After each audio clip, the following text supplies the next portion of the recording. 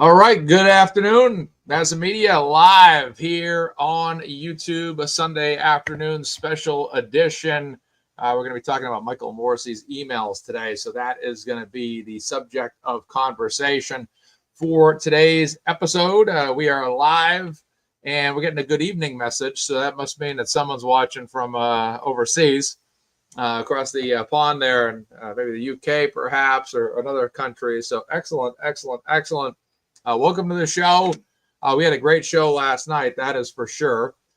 We had raised money for Turtle Boy last night. We had $411 come in that was raised for aid. We had about $40 come in after the live was over. So I re-upped that amount from about $371. Actually, it was like $346 at the end of the show. Then a whole wave of donations came in afterwards, which was fantastic.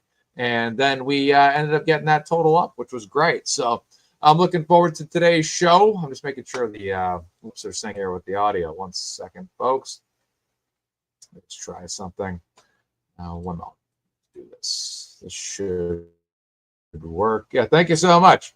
No, Jack Reacher didn't make the list. I like that movie a lot, but it's not top 25 for me. Top 25 is tough to make the cut. That is for sure. I know I had a whole wave of movies that were on the cutoff list too. A lot of sequels to a lot of the movies that were featured. But I just put the 25 best movies that I could, and had to omit a whole bunch of them. Like Die Hard with a Vengeance didn't make the cut, and a whole wave of stuff like that as well. So that is the latest. Again, good afternoon. Welcome to MazzaMedia. I am Mark, your host. We're going to be talking about Michael Morrissey's emails and what's going on there, and how everything is causing a lot of controversy right now. And, obviously Aiden Kearney, Turtle Boy, has a lot to say about these emails because a lot of them involve him, and a lot of them involve the Karen Reed case, which is a matter of grave concern, as you might say. Uncle Buck was not on the list. It was not on the list, but you never know. You never know if Uncle Buck. I don't think Uncle Buck, no disrespect to Uncle Buck, but I don't think it would make my top 100. No disrespect to the movie, but I don't think it's something I watch all that much. Home Alone, sure. Home Alone, sure. Maybe another John Hughes movie, but really just Home Alone. Home Alone 2, I'd say it'd probably make my top 50, top 100. But yeah, that's it. 1 second here, folks. Let me just do something. I just don't like the way this thing is syncing. 1 second. Okay, let me try it now. Yeah, it's still delayed. I don't know what's going on, but does everything sound good on the stream right now when my lips move? Are the words matching what I'm saying? Just going to get a quick audio check here from the crowd, the audience here today. Are my lips and words matching each other in rhythm? Perfect. Okay, great. Jerry, thank you so much. Kathy, thank you so much. Do appreciate that. So yeah, we got Michael Morrissey things to discuss today, and we're going to go ahead and begin reviewing that information right now as we speak. So the headline here by NBC 10 was that work emails to from Karen Reed's DA's personal account are released. DA Michael Morrissey has kept a low profile in the wake of charges against her over the death of her boyfriend, Boston police officer John O'Keefe, this past June. So as you guys probably heard yesterday, a lot of these emails were starting to come out, and we're just really starting to hit all of that. Now, yeah, well, that's what I mean. That's my point too, Scott. That was the point I had as well, was when you look at the fact that these are just the emails that are from his official email account, what in the world could possibly be on his burner emails? And that's obviously something that we can only imagine is far worse than anything that we're seeing on this particular standard, his standard, government assigned email. And it's wild stuff right now to imagine just what could possibly be on that. We don't know. I mean, because, you figure, when you look at his official email, it's already causing, us to raise eyebrows and to say, wow, well, that's interesting. They had that conversation. This was interesting. They had that conversation. And then when you look at things in full spectrum, you start to realize, well, like Scott's point, this was a point I had made yesterday too, was, well, what the hell was possibly on his burner emails? What in the world could he have been talking about on that? And I think that ultimately, we should question our government officials.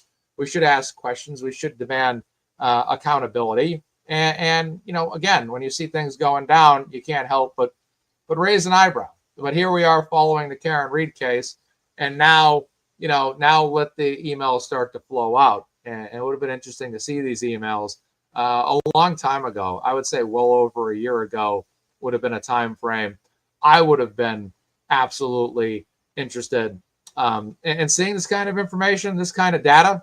But I think it raises a lot of chaos and controversy about the overall attributes pertaining to what went on behind the scenes, what kind of strings were pulled, who was talking to who, what were they talking about, and all of that. And that's really where I think we all sit here and say, man, we've always long speculated. We always knew in our heart of hearts and our minds that something was going on, behind the scenes.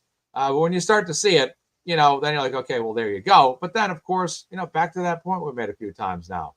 What the hell is on those burner emails? What was being discussed? What was being talked about? Because we know when they talk on their regular emails, regardless of whether or not we see this as eye-opening or controversial or whatnot, that they have to some degree, keep it within a realm of, I would say, regulation in terms of what they're supposed to do. Because, these people, as controversial as they can all be from our perspective, they ultimately, have to abide by a certain set of rules, regulations. And I believe a lot of them know how to get away with it. I believe a lot of them know how to pull, push the envelope, push things, do what they can to try to,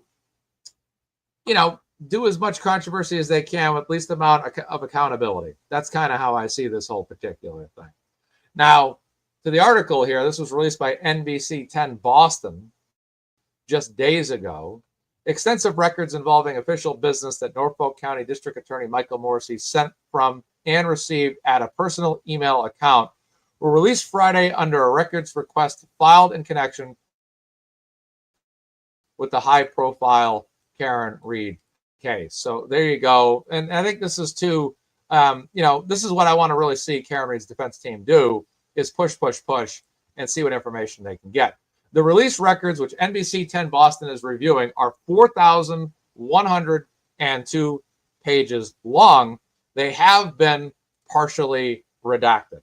So, that's, again, what was redacted? Why was it redacted? Is there any redactions that pertain to things we really want to see? Or are there just redactions that are done just because it's generalized information that they don't want to be released, that maybe or maybe not is pertinent information that we might find value in? We don't know. But again, what is out there? Some of the emails show that Morrissey frequently used his private account to share news articles with his colleagues, including about the Read case, like when she first hired high-profile defense attorney Alan Jackson. So it goes to show you right then and there, how much they're monitoring this particular situation. And not only that, how much vested interest they have in the Karen Read case. I wonder, when I read this, does the DA often have a vested interest in cases that go on under his county to the point where he's going to share articles and pass this information around on, his email server exchange? I don't know. I don't know what he typically does, but I don't imagine that every DUI or OUI or robbery or felony or misdemeanor that occurs in Norfolk County, he is having email exchanges to pass information along with. I just don't imagine he's doing that. But I would imagine, in his house being Norfolk County, that this Karen Read case was certainly something of high interest to him, because, again, the powers that be had an idea of what they wanted to do here, which was to make sure that Karen Read, from my perspective, in my opinion, took the fall for all of this. And they wanted to shut her down. and make sure that anybody affiliated with them got away with it, you know, and that's really what this all boils down to here, is they were very much on top of this whole thing, very much monitoring this thing. You had this DA at one point make a public statement related to this case, which we all believe, and multiple attorneys that are Karen Read supporters believe, is unbecoming of a district attorney. And, you know, he's making a public statement. He's commenting on things. He's giving his opinion. Well, what business of it is his? What business of it is his? Oh my goodness, what business of it is his? There we go. To have this kind of opinion, to get out there and make public statements and try to influence a case. You know, they were concerned, you know, about a buffer zone for 2 consecutive trials, to shut up people, to stop people from speaking out, to stop people from appearing in a courtroom that would have been much larger, not allowing people to show support for Karen Read in a way that would be beneficial to the public. But yet here you have this district attorney making a public statement about how he, you know, wants to give his side on certain things and speak out because they're afraid of Turtle Boy and they don't like what Turtle Boy has to say, and they don't like the fact that he's giving his perspective and his, you know, sharing his information, and they don't like it. And they eventually took it to the point where they made sure Aiden Kearney was placed in handcuffs and thrown in a jail cell, didn't they? They did everything they could to shut people up and shut people down. And, you know, that's it, you know, and that's really what this all boils down to. There was a very big level of monitoring going on, and their worst nightmare was this story ever becoming popularized. Their worst nightmare was so many people being outside supporting Karen Read. Their worst nightmare was people out there being to, you know, hold those signs and wear those shirts. But they made sure that got shut down, and everybody was reduced to pink shirts, didn't they? They made sure that was completely shut down, and that they tried to shut people up as much as possible. But it didn't work, because ultimately the truth prevailed and good triumphed over evil. And that's all we really have to say about that. So we're going to continue here with this article. And that is basically some of the emails. I'm going to, sorry. Morrissey regularly used the address to flag events around the community so his staff members could send sympathy cards. So, okay, that kind of justifies a little bit about what he might also be using his email for. Not shocked there. Not shocked that occasionally any DA would probably do something like that. You know, events around the thing. He also shared posts by Aiden Turtleboy Kearney, one of Read's most vocal supporters, championing. I'm having trouble today, folks. I'm sorry. Championing her innocence throughout both trials, and Morrissey's most vocal critics.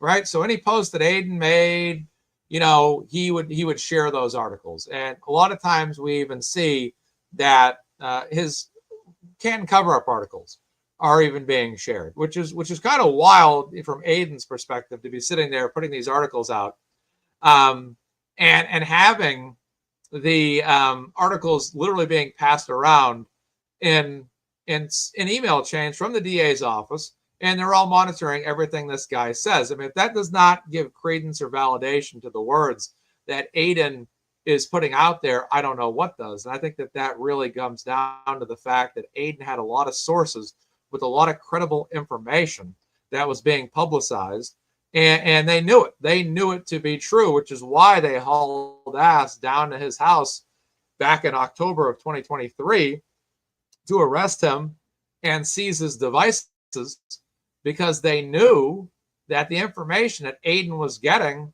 sending and receiving, was accurate, even when it came down to running license plates. And we all know what happened with Janelle Webb when she ran those license plates. They went right after her, shut her down, and things happened to her, which was insane.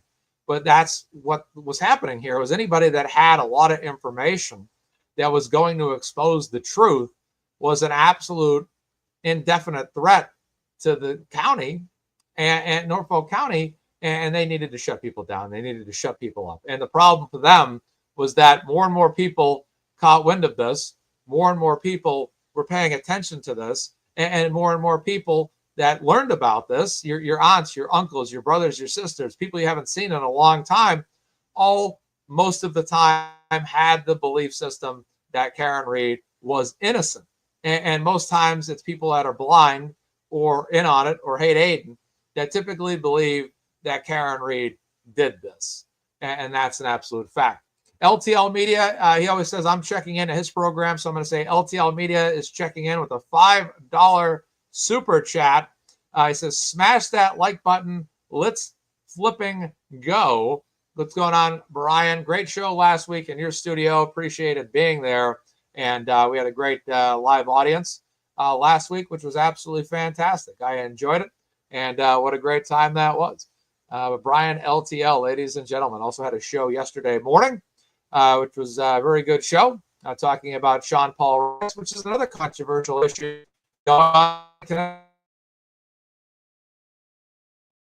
being strictly disciplined, and a lot of things went down there. Everybody for tuning in to Sunday afternoon. I'm going to put off mowing the lawn until next week or this upcoming week, but I'm grilling today. Grilling chicken, grilling shrimp today, so I'm excited for that. Gonna have a nice little barbecue this afternoon. I'm gonna go out in a little bit, probably do some walking and some exercising, and enjoy the afternoon. But I'd like to do a show this afternoon and spend some time with you great people to talk about the latest news. Please subscribe as well as like the video as well. I do appreciate that so much. Thank you, guys. All right, so he talked about Aiden's emails. Norfolk County Attorney's Office is take a step back. The Norfolk District Attorney's Office is prosecuting Kearney for alleged witness intimidation tied to the Reed case, which is how the personal email address came to light in the first place.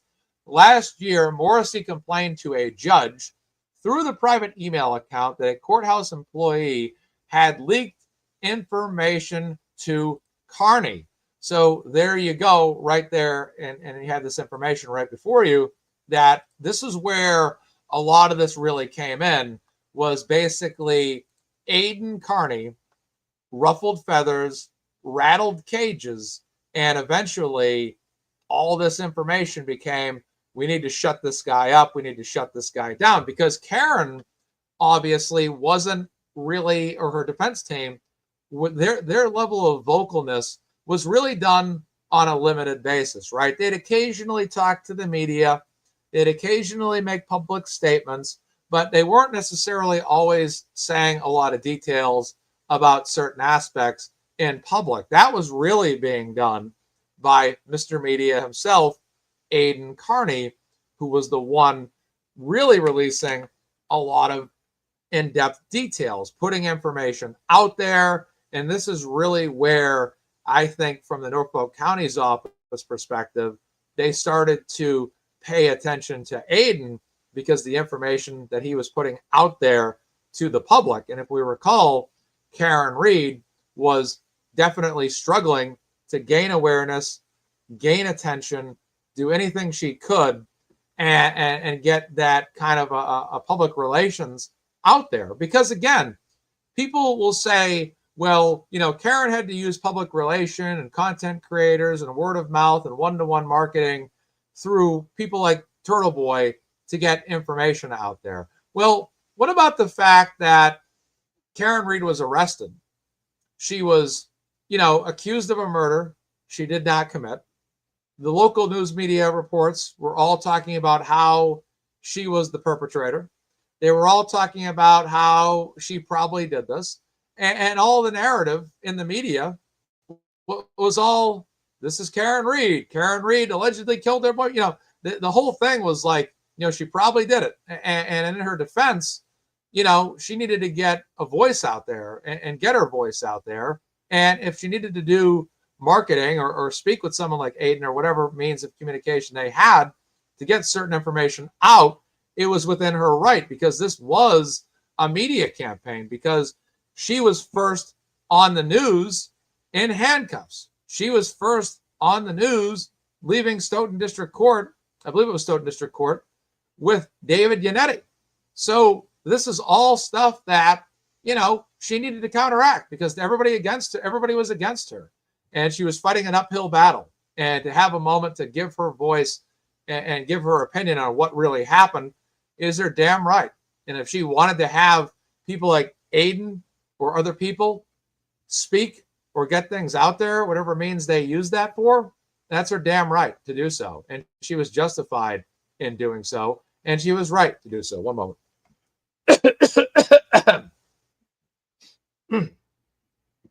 So that was her right to do that. And it worked. And a lot of people out there that are anti-Karen Read are going to say, well, look what she had to do. Look what she had to do. Look what she did. They tainted the jury. Blah, blah, blah, blah, blah. They hired content creators. They hired people to hold signs. They hired, Scott McGinnis, who was in the chat, was a paid minion with signs. They're going to make up all kinds of stuff to try to justify it. But at the end of the day, people like Scott and so many others believed in Karen Read's innocence. And people still believe in Karen Read's innocence. And people to this very day, including today, are still in Dedham talking about all of this.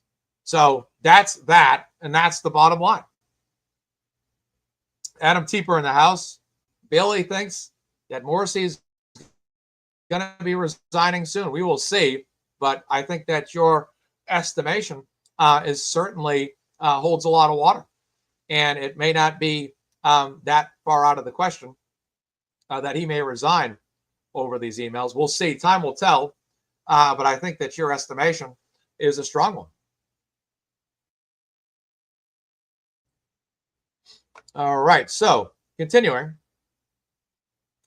All right. So that led Kearney's lawyers and then Reed's to seek the emails while their cases wound through Massachusetts court system, claiming that Morrissey was seeking to discuss public matters in a way that would avoid having to be turned over to the defense or made public. Let's read that again. Last year, Morrissey complained to a judge through a private email account. This is through a private email account now, that a courthouse employee had leaked information to Kearney. That led Kearney's lawyers and then Reed's to seek the emails while their cases wound through Massachusetts court system, claiming that Morrissey was seeking to discuss matters in a way that would avoid having to be turned over to the defense lawyers or made public. So again, here comes public information. Here comes these defense attorneys trying to sift through this DA's office and find out what's going on. But this DA, allegedly, as discussed here, trying to find a means to get information exchanged with the least amount of visibility possible. Karen Reed's lawyers argued that using the private email was extremely concerning and raises concerns about the integrity of the prosecution. I mean, does that not say it all? Does that really not say it all right there? It's extremely concerning and raises concerns about the integrity of this prosecution. Does anybody out there at all have any faith in the job that this prosecution did when it came to the Karen Reed case? Does anybody have any faith at all in Norfolk County when it comes to prosecuting Turtle Boy? Does anybody out there at all believe this prosecution to be legitimate and just and absolutely playing by the rules here? Or does everybody believe that there's a high level of corruption out there and a high level of controversy out there? And like Glenn Lake just said, that you have grave concerns about this. Does anybody out there share this opinion? I mean, because it's hard to believe that these people have done anything with any relative level of legitimacy when it seems like to me that they've only been protecting their own interests for quite a long time. And that appears to be certainly the case here. They're protecting their own interests. They're trying to shut people up, shut people down. And when they do need to do things that are under the radar, they use private emails to do so. So those emails will never see the light of day when any time comes that defense attorneys from Reed or Kearney end up filing motions to get copies of that. And it's wild. It's just so wild. But that's, we all sit here and we've cried about a cover. We've cried about a frame job. We've cried about a conspiracy for Aiden Kearney and what they've done to him. And we sit here and time after time we've made an argument. And as time goes on, our argument has only become stronger.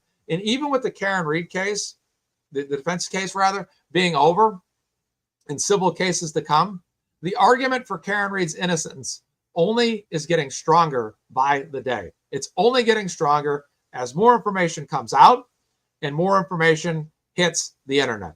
And it's just, you sit there and it's like, geez, I knew Karen Reed was innocent. I knew these people out there, by our estimation, were corrupt or doing something foul. But then information comes out, and doesn't it certainly justify everything that you ever thought? Mark Cunningham's here, Nunya's here, Glenn Lake's here, Kathy R is here. Hope you guys are all doing well today. Thank you so much. The Rogue Townie is here, 3 Clerk Monty, all you guys are here. Wen Moore, Scott McGinnis Pebbles, all you guys are in the house today. Thank you guys so much for being here. For the record, I never cried, Mazza. That's great. You never cried. All right, perfect. Well, that's good to hear. I didn't cry. I didn't cry when Karen Reed was acquitted either. I just kind of was like, yeah, that's what I thought. I'm like, that's right. It was kind of a relief, though. It was kind of a relief, though. You know, it was definitely relieving when it all ended. I wish I could have been out there that day when it all ended, but unfortunately, that wasn't in the cards. You know, other priorities take precedence, and I need to make sure I'm taking care of my priorities. And I'm glad I took care of my priorities first in my life, and I did. I spent my day doing what I needed to do most importantly.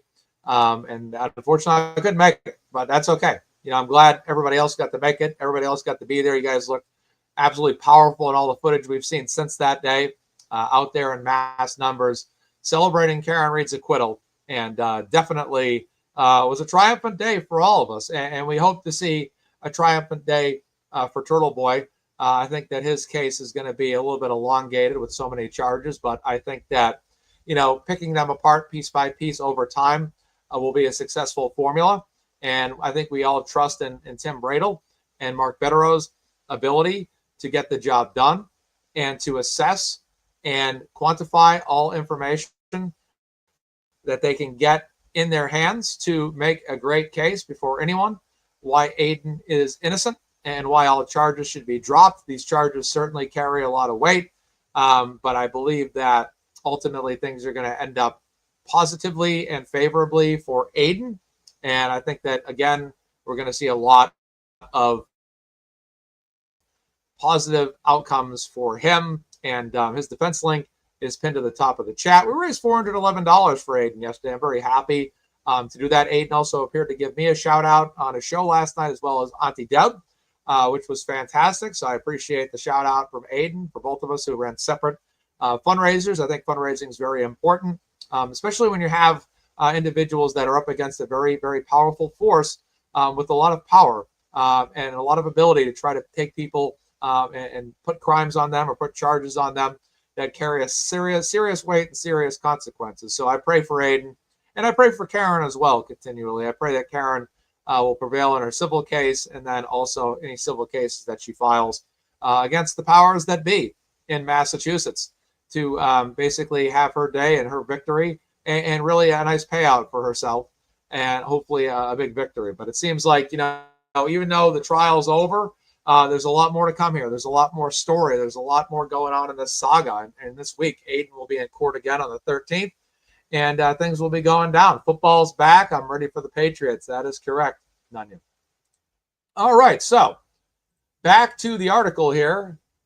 And, okay, so Reed lawyers asked, let's repeat it. Reed's lawyers argued that using the private email was extremely concerning and raises concerns about the integrity of the prosecution. And Kearney told NBC 10 Boston at the time he did that on purpose so that it wouldn't come up in public record searches because he doesn't want the public to know what he's doing. And that is a strong observation. It's an extremely strong observation that things are being done in a certain way. How many times have you seen reports out there where names are misspelled on police reports, documents, all this stuff? They're all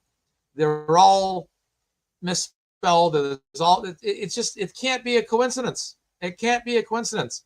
Adam Tieper, attorney, says tons more to come and more revealing than the criminal trial. Civil trials are ticking time bombs waiting to explode. I agree on that one, I should say. Perfect. Yeah, and Proctor misspelled tons of names to Arca's chicken guns point. All right, so as for comment on the filings at the time, Morrissey's office had said any response would be made in court, citing the pending case. Fair enough. Okay.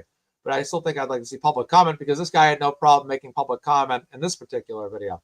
NBC 10 was reaching out to Morrissey's office about his use of his use of the private account to conduct official business. After Kearney's allegation in October, NBC 10 Boston requested any emails sent by and to District Attorney Michael Morrissey's personal iCloud account for official duties as District Attorney. The Norfolk District Attorney's Office spent months working to fulfill NBC 10 Boston's request. Now, I got to give credit to NBC 10 Boston, and I got to give credit to Boston 25 News. I feel like these two particular news agencies that are local media have done a stellar job. Not perfect, but stellar in terms of trying to get facts, information, get their hands on anything they possibly can to review this. And I think that Ted Daniels, even Sue O'Connell, feelings aside, sometimes Sue O'Connell can be controversial, I believe, among Karen Reed folks. But I think overall, I think the good outweighs the bad, or the positive outweighs the negative for Sue O'Connell. But I like the fact that NBC 10 is doing this, because it's nice to have more powers on our side that are seeking out information, seeking out content, seeking out data to find out exactly what's going on here. So I definitely appreciate the fact that NBC 10 Boston is out there and doing this and trying to get this information. Love Boston's here. What's going on? Rhonda, hello. SWFL, hope you're doing well today. All right. After, let's see here. Morrissey has kept a low profile in the wake of Reed's acquittal on the most serious charges against her over the death of her boyfriend, Boston police officer John O'Keefe, this June. Yes, he has kept a low profile. I think there's something to be said about that. This is a guy that earlier, had no problem going on camera. Right in this video right here. Not this particular video, but this particular clip here is featuring a video in which he made public comment, didn't he? He made public comment. He had things to say about this case, but yet since publicly, which I think is notable. All right, NBC 10 Boston sought a comment for 2 days by phone, email, and email to say there will be no statement from the DA or the office regarding the Commonwealth versus Karen Reed. So nothing at all. Nothing at all. Nothing at all. Nothing at all said by them, which is wild stuff. Which is wild stuff. But thousands of pages of documents, and nothing to really say at all. Let's start looking at some of the emails. So we're going to start to open up this information here and take a look. So let me get this stuff opened up here one by one. We'll do one at a time. We will go one at a time. Let's see what we got. Let's see what we got. Okay, maybe I want to open up this. Okay, let's open up this one. And then let's open up this one. All right, here we go. Let's start to work through this here. Okay, let's get the first one shared. Cherry's in the house. Glamasu's is in the house. Thank you guys so much for tuning in. I greatly appreciate it. Sunday afternoon, nice day out there. Be heading back out there soon. All right, let's get this information shared. All right, let's get that shared here. All right, let's take a look. Let's move this here like that. Okay, perfect. All right, that looks good. All right, and all right, Sox Padres you went to, Mimi? That's awesome. I need to get to a Red Sox game soon. All right, so let's read first what Aiden had to say. Let me double check what I'm sharing here. Okay, the right image. Perfect. All right, a week before the rolling rally, Michael, this is Aiden's comment, Michael Morrissey emailed Attorney General Andrea Campbell. Come on, get these words out today. Stammering today. I don't know what it is. A week before the rolling rally, Morrissey emailed Attorney General Andrea Campbell with links to the witness intimidation statute, as well as a law about civil rights violations in the hopes that they would charge me. He probably didn't want to do it himself because he knew how biased it would be to the arrest, calling out his corruption. So basically, like he says here, I'll repeat it again. He probably didn't want to do it himself because he knew how biased it would be to arrest the guy calling out his corruption. The AOG chose not to, so Morrissey just did it himself anyway. So this is basically establishing the first email from Michael Morrissey, which is establishing of what he did here, which is what means he took to do what it was that he did. Let's get these things zoomed out properly. Okay. One moment, folks. Let's get this adjusted for you. All right. So we're looking at an email from Michael Morrissey to Jennifer Cotter. And this is sent from his iCloud. Make note of that. And this particular email talks about, it's going to state here, the executive and administrative officers of the Commonwealth, Chapter 12, Department of the Attorney General and the District Attorneys, Section 11H, violations of constitutional rights, civil actions by Attorney General, venue, compensatory, damages, fees, and costs, civil penalties, all that. So Section 11H, he sends here. Whenever any person or persons, whether or not acting under color of law, interfere by threats, intimidations, or coercion, or attempt to interfere by threats, intimidation, or coercion with the exercise or enjoyment by other person or persons of rights secured by the Constitution or laws of the United States, or of rights secured by the Constitution or laws of the Commonwealth, the Attorney General may bring a civil action for injunctive or other appropriate equitable relief in order to protect the peaceable exercise or enjoyment of the right or rights of secured. Said civil action shall be brought in the name of Commonwealth and shall be instituted either in the Superior Court for the Section 13A, it cuts over to whoever with the intent of interfering, obstructing, or, so it switches over to another one about crimes and punishment here. These are just the clips that he sent, that he provided. Now, let me just double check I got all three of them. Yeah, that one cut off. Okay, perfect. All right. So it transitions to Section 13A here.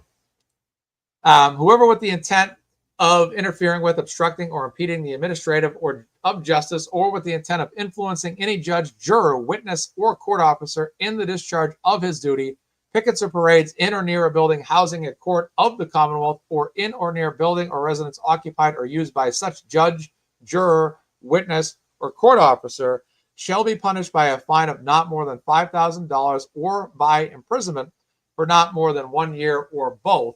Nothing in this section shall interfere with or prevent the exercise by any court of the Commonwealth or its power to punish for contempt. So basically what Aiden's summarizing here is that this is information that was passed around in an email internally, basically trying to say, hey, these are the laws. This is what we can use. And that's that. So they're already trying to circulate at this point, any level of statute that they can. Now, the date on this email is July 14th. It's July 14th of 2023. So this is before the initial charges against Aiden. This is before the Canton 9. This is long before Richie Schiffer. This is all information that they were already looking at this stuff 3 months before Aiden's arrest. It was already starting to be looked into. And they were already starting to push this behind the scenes. So that is that with that subject matter. All right, so we'll move on to the next one. Let's get this next one shared. The next email coming up. Let's get set up. We start getting rid of some of these tabs here.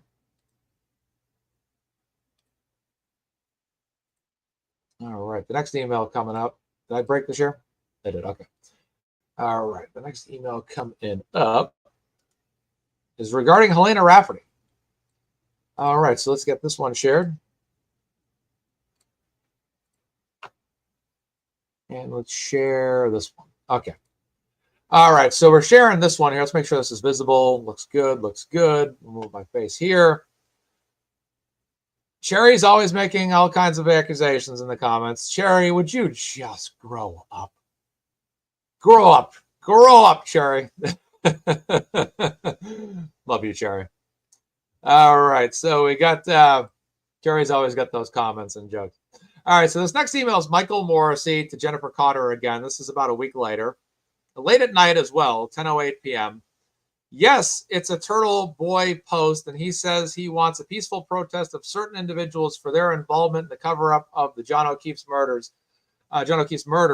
Those individuals are witnesses in this case. So there you see the protection already starting up going on here. So this next message is an iMessage.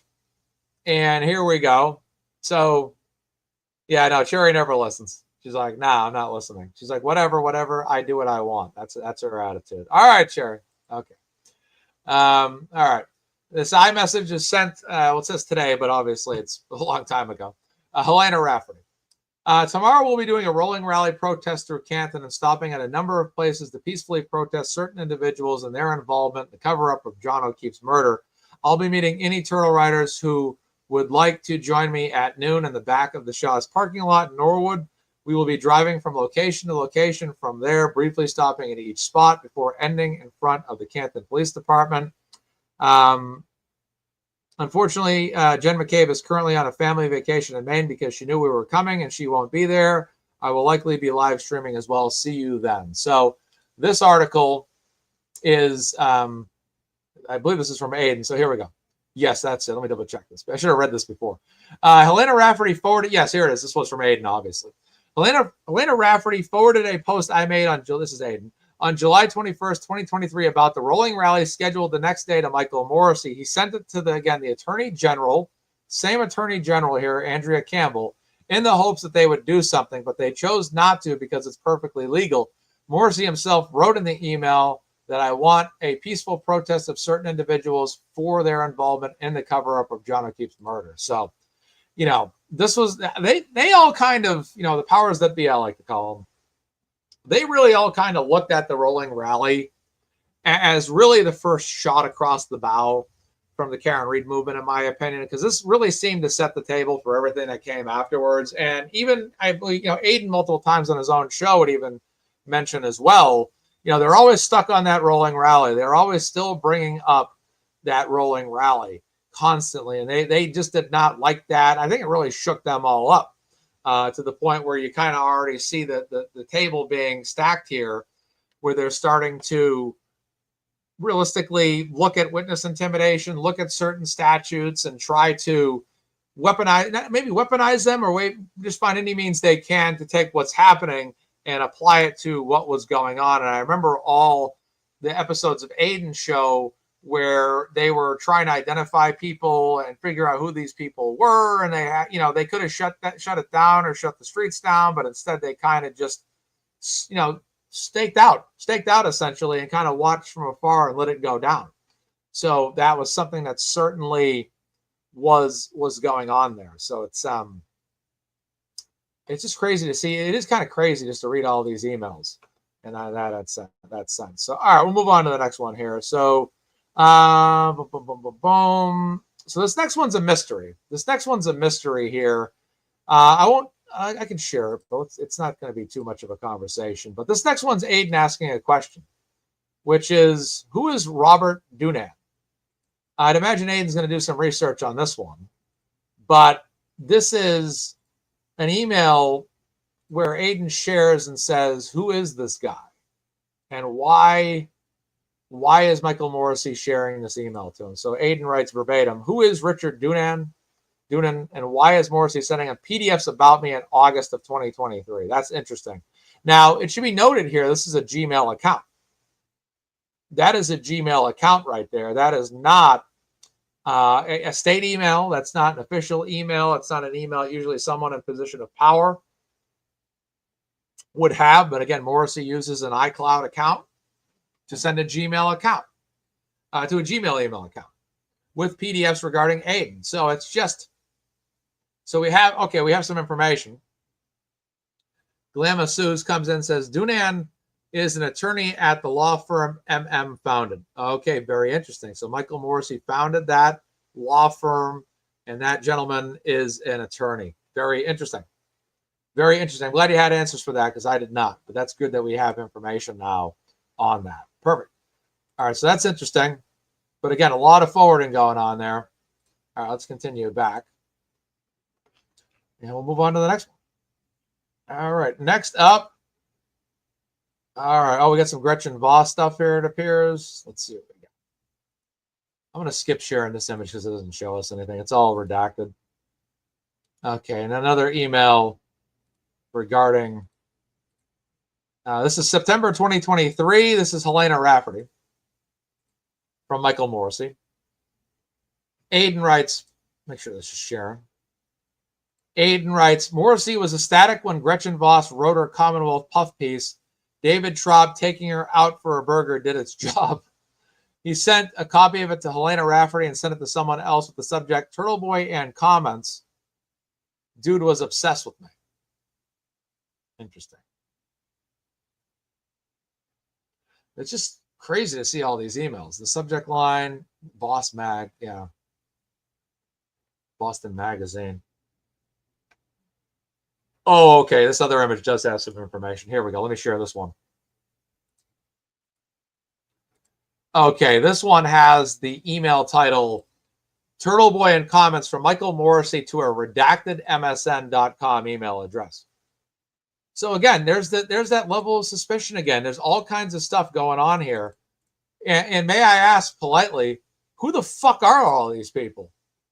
Yeah, like who are they? He's sending various emails to various people. He's using his iCloud email, and constantly sending all these emails. There's a lot of activity here. And I think, you have to imagine that Tim Bradel and Mark Betterow right now, quietly behind the scenes, are looking at all this stuff. And they're going to be citing a lot of this in court. Not this week. That they're going to start referencing, look, this district's attorney is whatnot. Yeah, I swear occasionally. I only swear when it matters. I remember a teacher in school. I'd actually was at basketball camp. Me and one of my teammates got in an argument. We were both top tier players. We were on the same team at summer camp, and we had different ways of playing. And I was obviously the coach took we used to call him Coach Stone Cold because it was like summer of '99. He looked like Stone Cold Steve Austin. We call him Coach Stone Cold. And me and him got in an argument, not the coach, me and my friend, good friend. And I swore at him. He goes, so Coach Stone Cold told my buddy, don't swear. And he goes, but Mark just swore. He goes, yeah, Mark did it with meaning though. And when I usually swear, it's usually done with meaning. It's not just done to swear. So, yeah. So Suze is saying they've had these for a while. Aiden's hearing is 2 p.m. in Dedham. Thank you so much. Suze knows the insider stuff. All right. So that's good. So you have to imagine they're going to use this though, like wildfire in court. Yeah. Cherry, you've never heard any swearing or volatile or graphic words in your life. Not judging by the way you comment in the chat. Cherry, you're awesome. You're awesome. You're one of a kind, that's for sure. I love your back and forths with Glare. They're very entertaining. Very entertaining. But who, to quote Jerry Seinfeld, who are these people? Who are these people? Who are these people? Well, there you go. All right. So moving forward here. All right. Next up. Who are these people? All right. Zoom this one out a little bit. All right. Share this tab. All right. A lot of tab sharing here. We got Olivia Nile. The MSN email is likely mellow because his email address is an MSN one. There we go. Olivia's in the house. Olivia is going to be doing big things. I know that much. I got a lot of faith in Olivia and how awesome she is. If you don't follow Olivia, you probably already do. She's a legend on X. The master, second only to artificial intelligence in terms of her level of knowledge. She's been fantastic. Andrea Clark's in the house. What's going on, Andrea? Litta's in the house. Joy's in the house. Hope you guys are all doing well. I hope everybody's doing okay today. But yeah, we got a Michael Morrissey email here to Jacob O'Kane. Again, more Turtle Boy information being circulated again. He's sending a lot of information to a lot of people. That much is for sure. Noodles, mama. Okay, Morrissey was sending around Judge Krupp's ruling against me on November 9th, 2023 to everyone. One of these people was Jacob O'Kane, a former contestant on Survivor who now is apparently a lawyer. He wanted everyone to see this. He is very proud of himself. Jesus. Oh, my goodness gracious. It's just wild to see how many emails are just being sent around here. Okay, this is an interesting one right here. I didn't really have much time to thumb through these yesterday either. I obviously had a show to prepare for, and today I'm kind of in catch-up mode. That's all good. All right, let's open up this one. All right, there we go. This one's interesting. I mean, if this doesn't tell you that people are busy behind the scenes, I don't know what does. All right, next up is this one. Let's share it again. Yeah, just this. All right. And Olivia says, you're really able to get into his head when reading these emails. No, it's a fact. All right, so take care, Jay Cornish. All right, so this next one here, let's get Aiden's summary of this. Michael Morrissey also used his burner account email to contact Helena Rafferty on her burner email. It just never ends, does it? That these are, you know, I even see Olivia's comment here on X, the records request that spawned many a records request. Yes, isn't that a fact? It's insane that they're continuously having these. I mean, and again, these are public figures. These are public figures. They are essentially all government employees. They're either elected or hired, right? And here they are. You know, I just knocked my mic over. Sorry. I was crossing my arms and I knocked my mic over. Hopefully I didn't give anybody a headache. Sorry. Michael Morrissey and Helena Rafferty are having a conversation. You know, they're not talking about boys and stuff. You know, they're not having girl talk. They're literally talking about all kinds of various matters.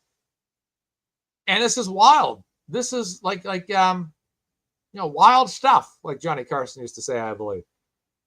What in the world? In fact, I mean, how does it not concern anybody or everyone when you have these people that, we expect from our officials, regardless of their position of power, to do everything in a way that is justifiable and in accordance with how they should be conducting themselves within the power of position that they are hired or elected to have. When I start to see back and forth exchanges in February of any month, you got, how can we have public trust? How can we have any public trust in any of this when they're doing this kind of stuff? The thing is, this is just an email that we know about. This does not include what is the banana email. And we've talked about this earlier in the show. What's on the banana email? What is out there? What is on that? And if they're already having these kind of burner to burner email account exchanges, then what's on the other burner email? What's going on there? It's crazy. And again, I imagine Betterow and Bradel are going to be using this stuff in court more and more as time goes on. All right. Next up is Colonel Mom. This email is ridiculous. Jeez. All right, so here's an email to Colonel Mom.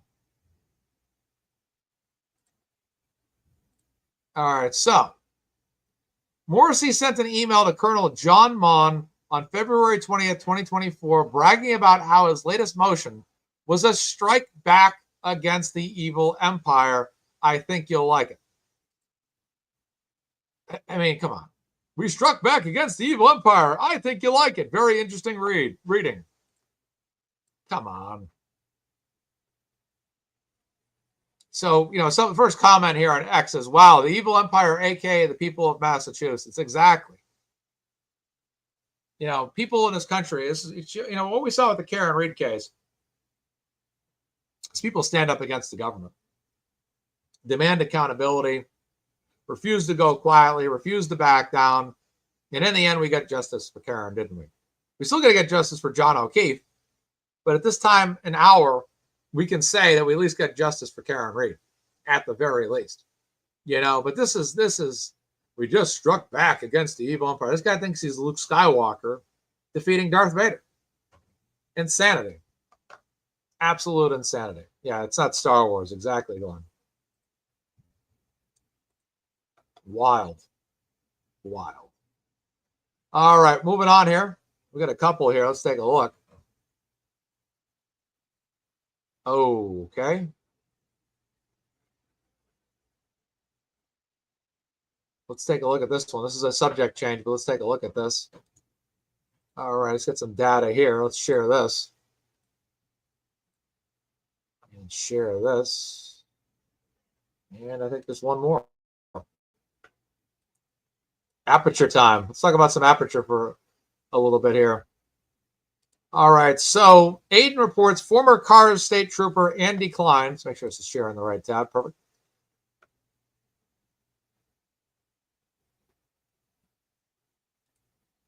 Former Cars State Trooper Andy Klein, dog killer Mike Morrissey, Judd Welcher, and Shannon Burgess all made bank off this trial. They all get paid to watch Dr. Russell and Rick Green's testimonies from last trial, supposedly so they could learn what they were being paid to rebut. Okay. All right, so let's see. This is a summary of the date of service with the description of service, performed by who.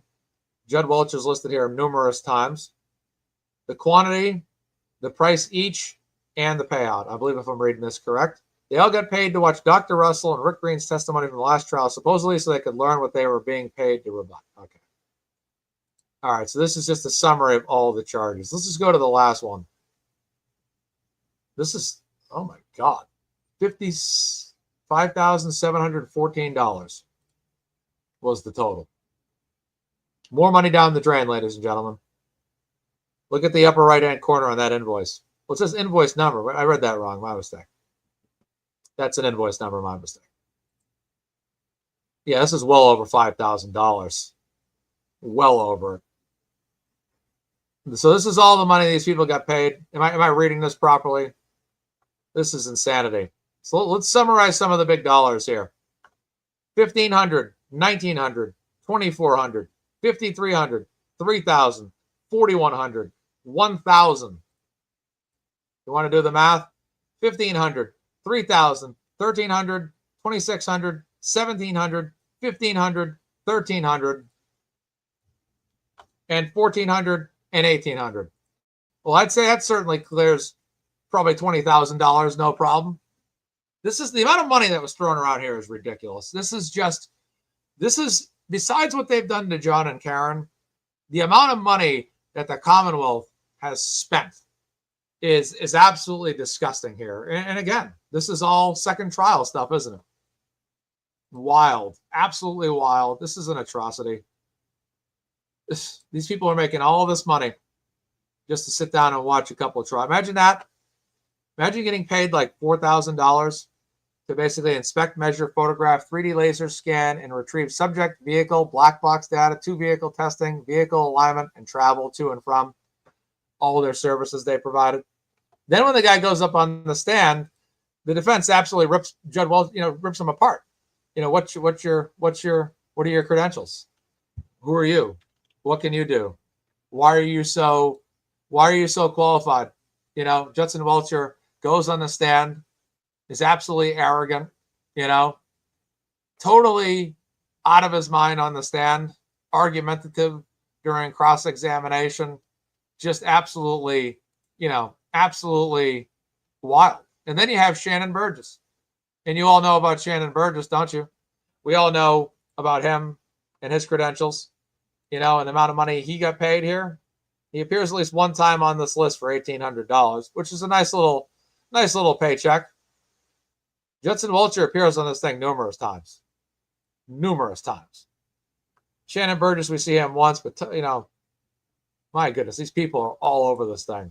Judson Welcher, $2,400, $5,300, $3,000, $4,100, $1,100. He's all over this thing. $1,500, $3,000, $2,600, $1,500, $750. The guy's all over this thing. Yeah, and he bills at $7.50 an hour. Yeah, it's extremely a lot of money. Yeah, unbelievable.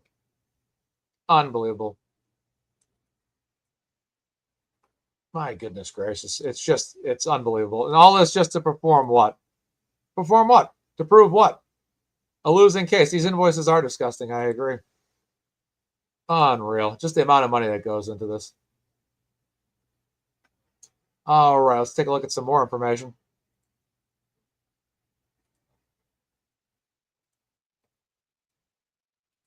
All right.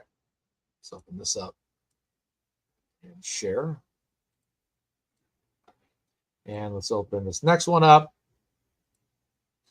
and share. The key to sharing information on Twitter is you got to open it in a new window.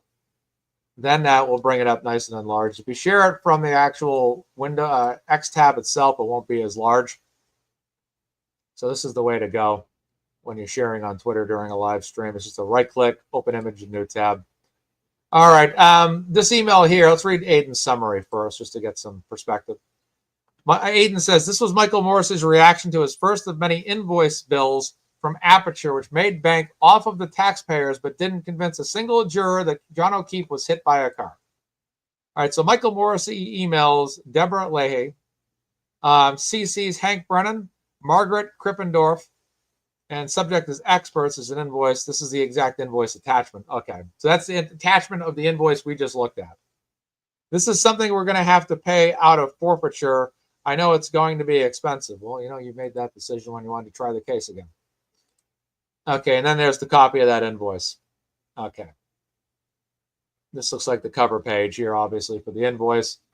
Obviously, they're going to, redact the tax IDs, the account numbers, just for that's information. It probably should be kept secure, but yeah.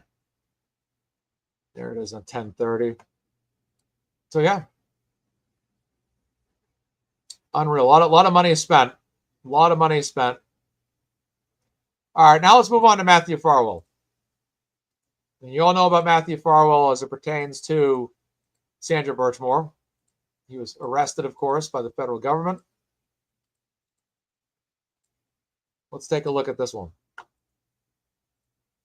All right, I should be sharing this. Yes, I am. Perfect. Okay, here we go. All right, Aiden's summary of this one is, I can't get over this email. I can't get over the email of Morrissey finding out Matthew Farwell was arrested for murdering Sandra Birchmore, like he had no idea it was coming. According to reporting from Ted Daniels, that's Ted Daniel of Boston 25, 2 FBI agents and a new medical examiner met with Trooper Dunn, I think it's Dunn, and Lieutenant Fanning at the medical examiner's office just a couple weeks prior. They knew she was murdered. And, this is another story here. If you haven't heard about the Sandra Birchmore story, this is extremely disturbing. It involves a lot of people, not a lot of people, I'd say a handful of people that are comparatively a part of the Karen Reed case as well. And it's another story that is harrowing, very disgusting, I should say. This involves a young girl. Basically, just... It's tough to tell. It's just tough to tell. But basically, she was, groomed in a certain way and then ultimately killed for getting pregnant. And, obviously it's clear Matthew Farwell walked up to her door, went inside, killed her, then left, and it's on camera. The security cameras show him. He's the last person to enter that house, that apartment, and he's on camera doing it. And it's blatantly obvious, and it's clear, in that who did that. There's no question about it. But the fact that it was swept under the rug, or the way they tried to sweep it under the rug, is disgusting. It really is. And I just hate talking about it because it really upsets me. And I heard Nurse Kim talking about this yesterday. I know it upsets her too. Brandon Hunt. Okay, so Michael Morrissey, again, iCloud email to John Fanning, Brian Telly, David Traub, Lynn Beland, Megan Monahan, Connor Keefe, Matthew Dunn. Subject, Detective Matthew Farwell charged in death of Sandra Birchmore. This is from August 29, 2024. Is there any truth to this? So he's asking to verify if there's any truth to this, if you can believe that. If you can believe that. Is there any truth to this? I don't know what it is they intend sometimes to put these emails out on purpose, just in case they get flagged. So you say, well, I had no idea, so they can plead ignorance later if ever need be. I don't know what the plan is there, but I suspect. All right, so Sandra Birchmore was photographed at a Stoughton Police Explorers gathering in September 2024. This is really where all that began. The article says here, but Farwell responded poorly, prosecutors wrote. He became physically violent with Birchmore. She told multiple friends that Farwell had pushed and shoved her, grabbed objects from her hands, and put her in a chokehold. On January 20th, 2021, Stoughton police received a tip from a friend of Birchmore's that Farwell and Birchmore had sexual relations. The indictment states a Stoughton police employee told Farwell about the tip, according to the indictment, which does not identify the employee. So Morrissey basically is like, is there any truth to this? And he shares that article. Is there any truth to this? I mean, honestly, folks, honestly, do you think there's any truth to it? Do you think there's any truth to that? Quite honestly, I don't know. I would say so. But yeah, it's just insane. I don't know. Sick. Makes me sick.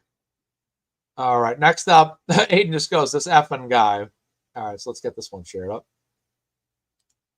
Oh, this is an Adam Lally one. All right. And open image tab.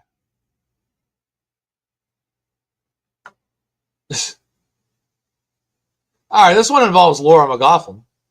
Let's get this one. Let's just share this first. So this is the article. This is the Boston Herald right here. And then there's an email.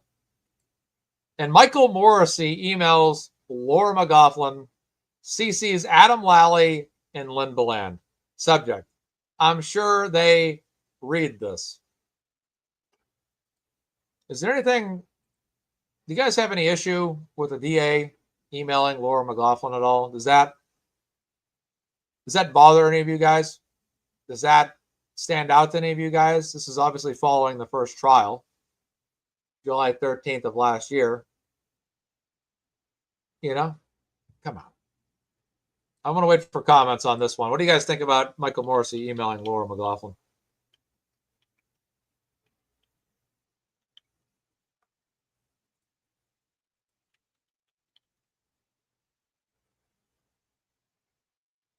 Also, I'm confusing. Am I confusing names here? I think I'm confusing names. 1 second. No, you know what? My mistake. I'm confusing names. I totally apologize for that. I was confusing names there. I made a mistake. My mistake. I was confusing her for somebody else. My mistake. That I totally misread that whole thing. My mistake. Yeah, I just, my mind just totally lapsed. I'm like, wait a second. Like, I was Google verifying that. Yeah, right. Laura's the ADA. I totally made a mistake there. I totally slipped my line. I was confusing her with Lori. 1 second.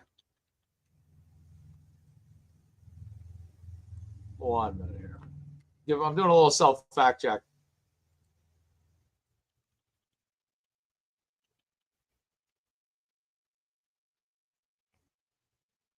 One minute. Doing a little instant fact check on the thing. I was confusing her with the first responder there. I forget her name now. Was it Lori? It's been a minute. I start to forget these names when time goes. It's just like during the football season when the Patriots draft all their new players. By the time the preseason starts, I have to remember all the names again. I'm like, oh, jeez. Yeah, I cannot remember the name. Lori? Katie, that's who it was. Kate, that's who I was confusing her with. Yeah. That's what it was. That's where I confused it. Yep. That's what happened. That's what I misread that at. Yeah, exactly. That's what happened to me. Katie, that's what it was. Thank you guys. Yeah, I was reading that wrong. I'm like, why is he emailing her? like, wait a second. That's all right. That's what happens on live on the air. You're looking through all this information. It's like, oh, wait. Okay, there we go. So yeah, Laura McLaughlin. So there's nothing controversial about him emailing her, but obviously he's making some kind of crap statement there. I feel a little bit, a little foolish there, but that's all right. It happens. It's not going to beat myself up too much. That's all right. I'll take it easy on myself, not beat myself up too much. Same names, different people. That's all right. Yeah, brain slip. Exactly. All right. Next up is an email. This is an email to, is this the same? Yes, 7. Okay. So this is the email just before the one we just sent. So Michael Morrissey sent the email to Laura McLaughlin at 7:57 a.m. at the Boston Herald. Just prior to that, he sends this email here, and this has the link to the Boston Herald. You're definitely making me look smarter. I think they got the point, he says to Laura McLaughlin. Aiden comments, Morrissey thanked Lynn Beland for making him look smarter in a Boston Herald article. And that she is CC'd now on that email. We should know. Her and Adam Lally. He always CCs Adam Lally because Adam Lally is his pen pal. So that is very interesting. It's just, I just can't believe he's bragging like this and boasting like this in these emails. All right, moving along. Aiden was busy posting. That's all I got to say yesterday. There was a lot that came out. Let's get this one shared up. And this one shared up. All right. Aiden says here, he says, Morrissey sent an email to Boston Globe reporter Yvonne Abraham thanking her for her puff piece smearing free Karen Read supporters and pushing a state-approved narrative like a good media lapdog. Abraham was so excited that the most powerful person in Norfolk County approved that she wrote an email back thanking him. Remember when the media used to hold the powerful accountable? Now they just seek their approval. So let's see what we got here. So here's Yvonne Abraham emailing Michael Morrissey. It's always on this iCloud email. Making note of that. All right. Michael Morrissey wrote, Sunday's article was well done. District Attorney's Office tries to speak for victims, and there is only one set of victims in this case, the extended O'Keefe family. So there's a district attorney right then and there. Oh, did I share the wrong screen? 1 second. There we go. All right, so there's Michael Morrissey right then and there making a comment. The district attorney office tries to speak for victims, and there's only one set of victims in this case, the extended O'Keefe family. You know, any attitude about anybody else has already been predetermined here.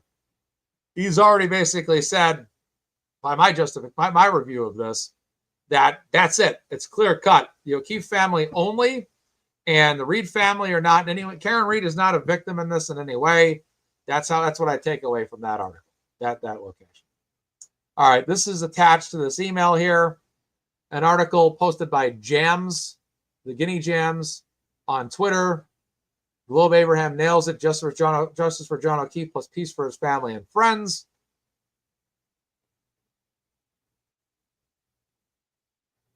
And nothing much that I really want to read off this. Okay. Basically, it was a puff piece. You know, and again, that's what Aiden summarizes. This is a puff piece smearing Karen Reed supporters. It's just, let me see if there's anything on that. 1 sec. Let's see. Yeah, here we go. It says protagonists, outsized conspiracy theorists, and contingents of fans with entirely too much time on their hands who jeer O'Keefe's grieving family and friends and gather to cheer the defendant outside the courthouse each day. Such support. This was posted on June 9th. So that basically blasts the living hell out of us, which is what was one of the biggest problems, you know, that we fought, was every time we tried to voice our opinion, we were written off as you see it there, conspiracy theorists. We're all conspiracy. How could there be that many people? You know, one argument that was made was, how could so many people be involved in framing Karen Reed and covering up John O'Keefe's murder? But yet, how could so many people believe Karen Reed was framed? How could so many people believe in a cover-up? Why would the vast majority of people believe in Karen Reed's innocence? Why, if what happened was true, why wasn't anti-Karen Reed so much more vast and expansive than what they were? A year ago yesterday in Dedham, and I was there, and many of you were probably there, it was blue shirts versus pink shirts, and the pink shirts outnumbered the blue shirts by about a ratio of 5 or 6 to 1. The blue shirts came out in numbers that day. They had a pretty sizable amount of people, but by comparison, not anywhere comparably to us on the Free Karen Reed side. Additionally, the blue shirts never really made much appearances during the entire trial. So if this thing was legitimate and Karen Reed was a killer, then why weren't so many more people out there wearing blue shirts? Why were there not more people out there crying for Karen Reed to be thrown in jail? And why were there so many people out there with pink shirts supporting Karen Reed? How could so many people be fooled by Karen Reed and Turtle Boy if that's the case? Could it just be that they weren't fooled by Karen Reed and Turtle Boy, and that the argument that was being made about her innocence was in fact legitimate and undisputed, and definitely without question, they were people believed in what was being told, because it had bared water, and it wasn't something that was insane. It wasn't ridiculous. It wasn't preposterous. It wasn't absurd. And I think that that goes a long way, ladies and gentlemen. I think it goes a very long way. And I think that for all of us, you know, we knew. Thousands of people knew. Thousands of people were supporting Karen Read. Karen Read's defense fund raised over $1 million between two trials. $1 million of money donated by civilians, by citizens, by people that probably weren't even citizens 100% of the time in the United States, that made international donations based on the amount of great people out there. And that's just off the website. That's not off the Venmo and the other means that Karen Read was able to get money. But yet they write a puff piece blasting Karen Read supporters for exercising their First Amendment rights to support Karen Read. And they try to make it seem like a lot of us were attacking that family. I can't speak for everybody. I don't believe there was much jeering of the O'Keefe family. There might have been one moment where they were booed, but people were told to stop. Or that they were actually booing somebody else among them was the other story I had heard. But it's just that attitude that we're conspiracy nuts. You know, how can so many people believe in Karen Read's innocence and take time out of their day during their summer? I mean, everybody that's a Karen Read supporter could have gone to the beach that day. They could have taken a day off from work. You could have gone to any beach in Massachusetts, New Hampshire, or Rhode Island if you wanted to. But you decided to go to Dedham. You decided to support Karen Read. Last summer, you know, I got down there quite a bit when I had time off and got down to the court, you know, had a time supporting Karen. But they just want to say, oh, we're this, we're that. That was always their narrative. They always wanted just to make us out to be nuts. And now you see here in an article, in an email, you know, involving Yvonne Abraham and Michael Morrissey, a conversation for Michael Morrissey, you know, basically stating his belief system. And don't you expect more out of these people, especially the judge? But the prosecution just wants to believe what they believe, and they seem to be pretty invested in this, don't they? Jeez. Yeah, we got Hampton Beach. We got some beaches. We got plenty of beaches in Massachusetts. I mean, they're not like Miami. They're not like Miami or anything, but all right. Boom, boom, boom, boom, boom. We'll take a look at this one. All right, let's share this tab. All right, we'll read Aiden's summary too. And Aiden writes, Morrissey sent emails to victim witness advocate Molly Loftus. No clue if this woman is related to TikTok junkie attorney Catherine Loftus, who is well known, shill and liar for the Commonwealth. But here's the email. All right. Yeah, Hampton Beach. Hampton Beach is good. It can get a little rough there sometimes, but I like the waves at Hampton Beach, though. So that's a little cold, but the waves are awesome to bodyboard up there. Mesquamaket Beach in Rhode Island is one of my favorite beaches. Love Mesquamaket. Good waves there, too. Michael Morrissey emails Molly Loftus. With this, again, this is with the link here for Granada Blue Horizons. We probably haven't been there in 8 to 20 years, but we really enjoyed ourselves and we want to go back. You probably need to rent a car, but you can walk to the beach. So there's some beach talk there. Granada Hotels. So that's just a casual email there. But he sent emails to Molly Loftus, who is a victim witness advocate. But that speaks volumes, though, because that tells us that he's willing to email someone that's a victim witness advocate. You know, does that ask, you know, questions or beg questions that, you know, were there any people that were advocates that were out there that were anti-Karen Read? You know, can you think of anybody? Can you think of anybody at all that Michael Morrissey might have emailed using his banana email account that he might have been talking with potentially? I'll let you guys decide for yourselves. But, you know, you wonder how much of the narrative from anti-Karen Read on Twitter might have come from this office. You know, might have come from this office potentially. And I'm not saying that with absolute certainty. I'm merely speculating and making allegations. But, you know, you never know. You never know what kind of conversations were going on behind the scenes and who was involved. And those are, you know, they can say it's a conspiracy theory, fine. But, you know, it makes me wonder, you know, what kind of conversations were going on out there on his burner, on his other burner, I should say, you know, on his banana email. What conversations were had? You know, what kind of narrative from anti-Karen Read was out there? How far did this go? And maybe not. Maybe none of that happened, but maybe it did. We don't know is the ultimate truth, but it's potentially, high level of potential for that. And it wouldn't be out of the realm of possibility. I think that's all I need to say about it. All right, moving right along. Ooh. This one's involving attorney Brian Barrera, a guy on our side. Let's see what this has to do with here. Again, I didn't have a chance to go over all this yesterday, so I'm doing it today. All right, let's see. Do we got it shared? All right, this is going to be, oh, okay, this is regarding Brian Barrera. Okay. On May 23rd, 2024, Michael Morrissey sent a link to attorney Brian Barrera, good friend of mine, tweet about Brian Albert and his attorney Greg Henning, who lied in open court about Chloe's history of biting human beings. Morrissey instructed David Traub to keep this in our file. Okay. Let's see if Brian commented on this at all. Okay, so the original tweet from Brian was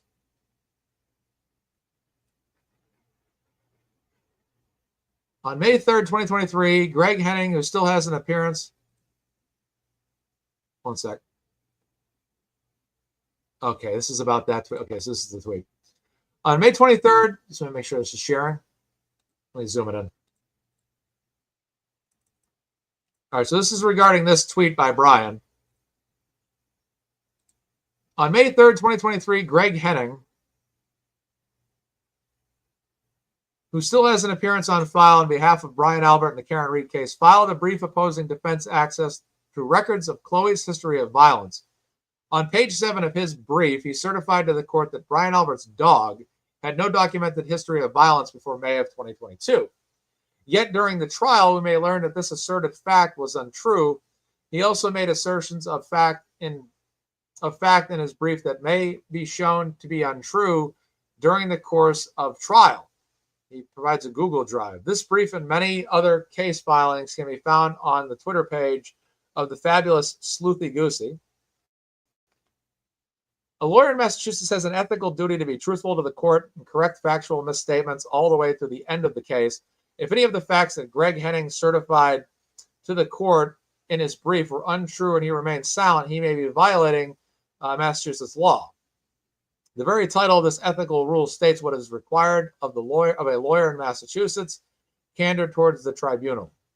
While his attempted defense in an ethical complaint against him under Rule 3.3 could be that an asserted fact is no longer a material fact, Greg Henning still had a duty to inquire into the facts that he was asserting before having made his filing, so he may have already violated Massachusetts Rules of Professional Conduct, Rule 3.1, which states a lawyer shall not defend a proceeding or assert or controvert an issue therein unless there's a basis in law and fact for doing so that is not frivolous.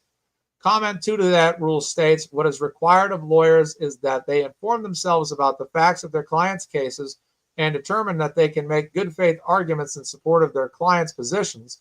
Rule 11A1 of the Massachusetts Rules of Civil Procedure confirms that point. The signature of any attorney to a pleading constitutes a certificate to the best of the attorney's knowledge, information, and belief there is a good ground to support it. Hence, possibly getting lied to by the client and not checking the truth of a key point and just repeating to the point of the court doesn't quite pass this ethical test. It would be interesting to see whether Greg Henning takes adequate steps to ward off this potential ethical complaint before his asserted facts can be seen as untrue. So in this email here from Michael Morrissey to David Traub, he highlights this particular post, which shows you how active these people are on Twitter, by the way. And it shows you how much they're actually monitoring this whole thing. He says, keep this in our file.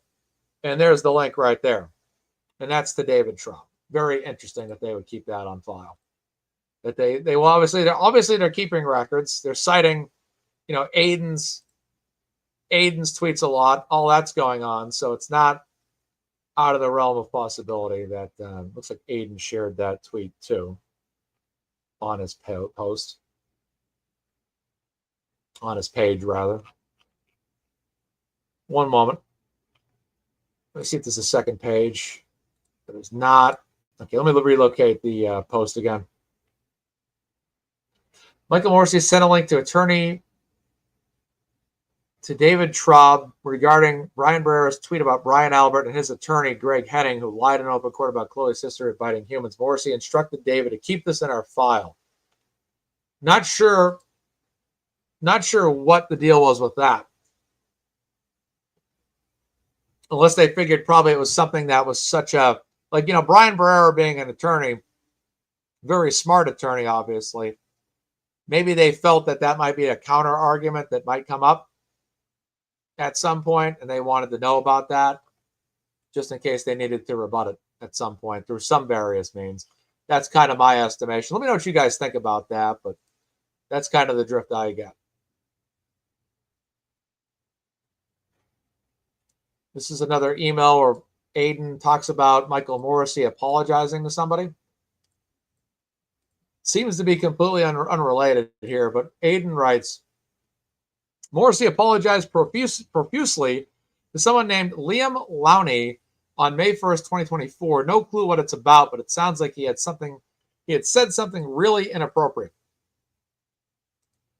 So, yeah, isn't that the truth? Yeah, isn't that the truth? That's for sure. Liam, I left a message for Audrey and Anthony a short time ago, and I hope to speak to them soon. I want to say very explicitly to you and the board that you were right to bring to my attention how insensitive and inappropriate that phrase was in that context and setting. I have enormous respect for you and all the board members and want you to know that my apology is heartfelt and sincere. Please share this email with other board members, MOVA staff and members, or others who you deem appropriate. Again, I apologize for the comments. There's no word on what that comment is, but he had apologized for it for some reason unknown. Oh, we got one on Howie Carr now. Okay, here we go. Let's see what this is about. Let's share this tab. All right, here we go. Michael Morrissey routinely reads and shares Howie Carr columns, which is hilarious because his headlines absolutely destroy and embarrass Meatball Morrissey. So that's interesting that they're keeping tabs on him. So he sends this email to Aubrey Burr, Robert Stewart, Michael Conley. Howie Carr's title here is Big Box Illegal Bandits Make Off with $238,000 in loot. Michael Morrissey writes, Aubrey has in the past had multi-jurisdiction thefts dealing with Home Depot. Everything else is redacted. It then links to a Boston Herald article. So it looks like he's sharing this information when it was posted in the Herald. Isn't it kind of creepy to see that they're sharing all these articles, though? Isn't it kind of like, wow, that's, wow. It's just like they monitor this thing. It's always like we always thought. Like Aiden always said on his shows, they're always watching my shows. This was just said in the comments moments ago. They're always watching his shows. They're always monitoring what he's doing. They're keeping track of things. Even Morrissey on one of those emails says, keep this in our file. Keep what Brian Barrera said. They're keeping logs. They got a whole database of information. That's very interesting. Jeez. I'm reading some of the comments. They're making me laugh. All right, next up. This is about the Boston Globe, about the Karen Read case. It shows you how invested he is in reading the news articles on this. So Aiden writes, Morrissey loves reading Boston Globe articles about the Karen Read case and then sending them to his underlings and ordering them to read the comments. This is what he does all day. The amount of time invested in this is crazy. One second, let me get the link up for you guys.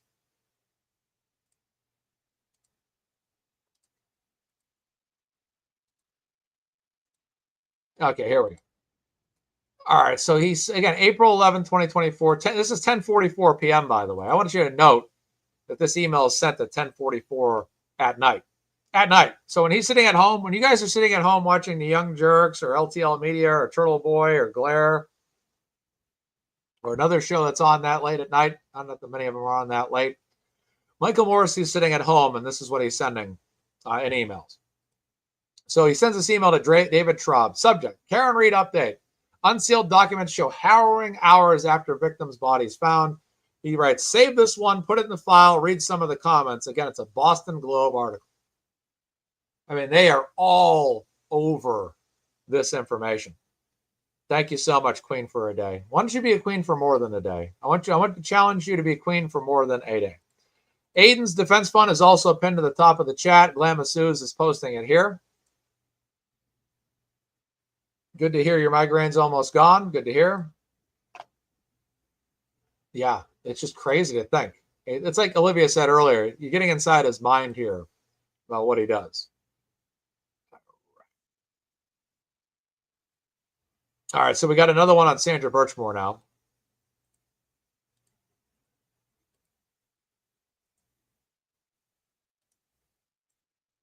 Okay, so this next one by Aiden is when Morrissey found out that Sandra Birchmore's death was ruled a homicide, he immediately sent a link to his PR flack, David Traub, and told him to talk about it. Michael Morrissey to David Traub. The subject line is the web link. Talk to me about this. And then it brings this article up from September. I don't know when this article came from, but there's this sharing of it.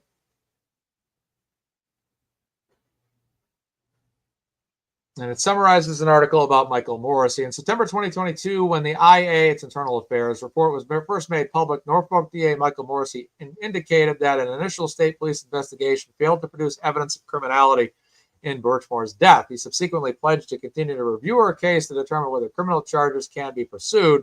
However, friends and supporters of Birchmore have been vocal in their criticism of the DA's handling of the case, staging protests outside the DA's office in Canton and initiating a letter-writing campaign to urge AG Campbell to appoint a special prosecutor to investigate her death. Melissa Berry, who runs the Justice for Sandra Birchmore Facebook page, a public group with 4,700 members, said there may have been far too many questions that have been still not answered in relation to Birchmore's death. Last month, Berry posted a memorial tribute to Birchmore on Facebook on the 3-year anniversary of her death. 3 years ago, Sandra Birchmore's body was found in her Canton apartment, she wrote. She was found in a seated position, and I'm not going to read the rest. All right, so that was information they were interested in.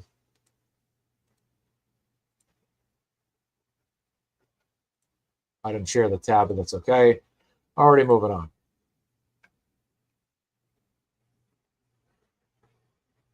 All right, moving on to the next one. Just a summary next up from Aiden about Michael Morrissey sending emails to Linda Belan, obituaries, and sending cards.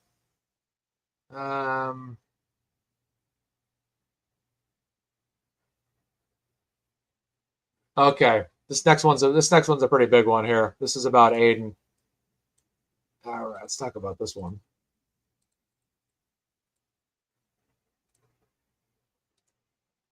Okay, here we go. And that's sharing. Should be sharing. Perfect. All right. And let's make sure it's up. It is. Okay, perfect. All right. This email summarized by Aiden. Michael Morrissey emailed all of his ADAs on the day I was released from jail, and sent them a link to an article about my new indictments with the fake victim, Lindsay Gattani. For some reason, he drew an arrow pointing to the lies she told Brian Tully in reference to fake grand jury summons for the non-existent grand jury that they used as bait to lure me to her apartment in order to accuse me of witness intimidation. This email sent to Laura McLaughlin, Lynn Beland, Adam Lally, and David Traub, titled Turtleboy Blogger, Aiden indicted on new charges. All right, this is now the section here that Aiden's highlighted. And he says again, he drew an arrow pointing to the lies she told. Aiden posted here. These arrows are made by Michael Morrissey. For some reason, he drew an arrow pointing to the lies that she told Brian Tully in reference to fake grand jury summons. So it says, Jane also said that Reed was interviewed by federal law enforcement and that Jane had received a grand jury summons on December 22nd and agreed to meet with Kearney the following night. Kearney told Jane to tell the grand jury she did not remember anything, deleted evidence from her phone, and told her he would hire an attorney if she cooperated with him, the affidavit said. Kearney later assaulted Jane, leading to his arrest. That's all, as we know.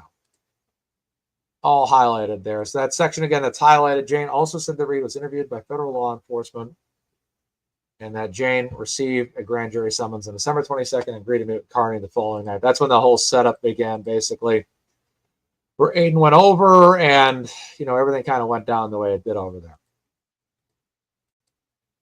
All right. And then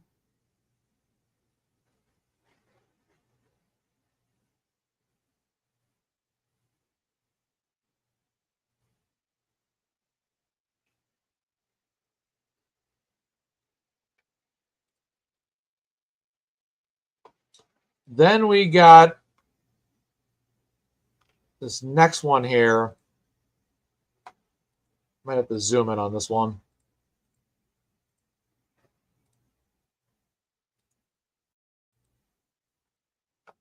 See if this is legible. Very, very tough to read.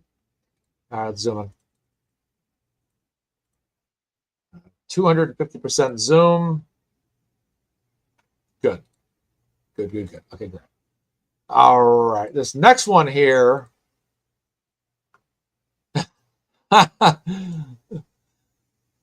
This next one here says, on January 5th, Michael Morrissey forwarded an email from a redacted user who somehow knew to contact him using his burner email address. Morrissey forwarded the email to Colonel Mon, Lally, McLaughlin, and Tully and said, interesting take. The person who emailed him sent Morrissey an article they published about how I'm not a real journalist. She is from Sandwich, Mass. And was upset about the story I wrote in 2020 involving a school committee member who passed out drunk on a Zoom meeting during COVID. The end of the article says the author's name is Miss Thompson. And he cites a Turtle Boy article here. All right. So this email is to the whole crew again. Michael Morrissey and his whole crew. Begin forward message here. Turtle Boy may be many things, but he is not a journalist. This is from someone on AOL to Michael Morrissey. And like Aiden says, he forwarded an email from a redacted user who somehow knew to contact him using his burner email. Okay. Turtle Boy may be many things, but he's not a journalist. In more than a half century, I have known hundreds of journalists as colleagues and competitors, mentors and bosses, close friends and drinking buddies. I've been privileged to know some prize-winning journalists. Well, Aiden is an award-winning journalist. Prize-winning journalists and suffered well-meaning but bumbling scribblers. Total pros and total clowns, wordsmiths and diggers. Folks who could make you laugh and cry, sometimes in the same story. Turtle Boy, the real name Aiden Kearney, is none of those, this person says. Kearney is a blogger. So there's that word blogger right there, isn't it? That word blogger. And you have, once again, that term being thrown around. Again, they use blogger to undermine him. You know, he's a blogger. He's a blogger. They want to undermine him. And then you see that carry out through across, multiple means. How many times have you heard Aiden called a blogger by multiple entities as opposed to a journalist? They've always gone that route. They always have. They've always gone that route as a way to undermine him because they don't believe that he's functioning and working for an editorial place like, NBC, CBS, WBZ, any place that they consider has what they would consider legitimate. They don't consider Turtle Boy legitimate, but they want to just write him off as a blogger all the time. And, whatever. So they say Kearney is a blogger with a nasty streak a mile wide and the creator of childish videos. We have seen his cartoonish version of journalism stir up anger and divisiveness and sandwich. Thankfully, his short attention span theater moved on when most of the town's residents proved to be too smart to take his poisonous bait. His latest make-believe journalism led to an indictment last month by a Norfolk County grand jury on 8 counts of witness intimidation, 3 counts of conspiracy to intimidate witnesses, and 5 counts of picketing a witness. Trust me, those are not charges associated with the practice of real journalism. Kearney has taken up the case of Karen Reed, who pleaded not guilty to second-degree murder in the 2022 death of her boyfriend, Boston police officer John O'Keefe in Canton. She told reporters, "We know who did it, we know, and we know who spearheaded this cover-up, you all know." As Turtle Boy Kearney glommed onto the conspiracy and accused the police of a cover-up in his blog and on YouTube, he is entitled to his opinion, but prosecutors contend that he crossed the line when he videoed his threatening theatrics with witnesses and urged his fans to make miserable the lives of those with the ties to the case. As far as I can tell, he hasn't had an aha moment of investigative breakthrough yet. Everything I've read seems to be to parrot the defense's playbook. Kearney was charged in October with witness tampering and conspiracy and told to stay away from witnesses. He was indicted on the additional counts after prosecutors alleged he defied the court's orders. So pretty much a rip apart of Aiden in that particular email. And again, Michael Morrissey forwarded this email from a redacted user. He forwarded the email to Colonel Mon, Lally, McLaughlin, and Tully and said, interesting take.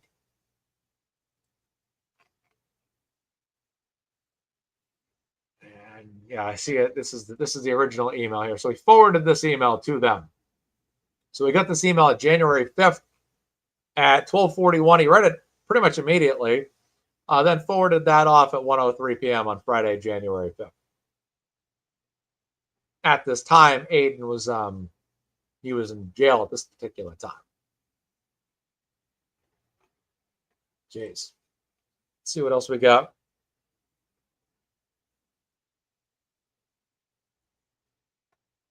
All right.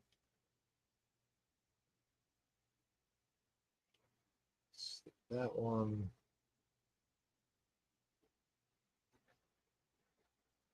Okay, this is about the Google search. This is a good one. Let's talk about this one.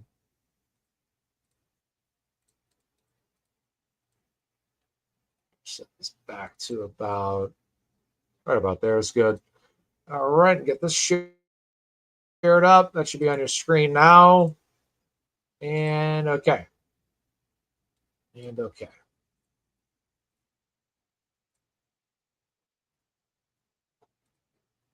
Stand by. All right, this email here. On December 9th, 2023, Michael Morrissey forwarded, this is from Aiden. On December 9th, 2023, Michael Morrissey forwarded Ian Whiffen's resume and recent blog post to MSP Colonel John Maughan and assured him that Karen Reed's lawyers were wrong about Jennifer McCabe's Google search. All right, here's the email.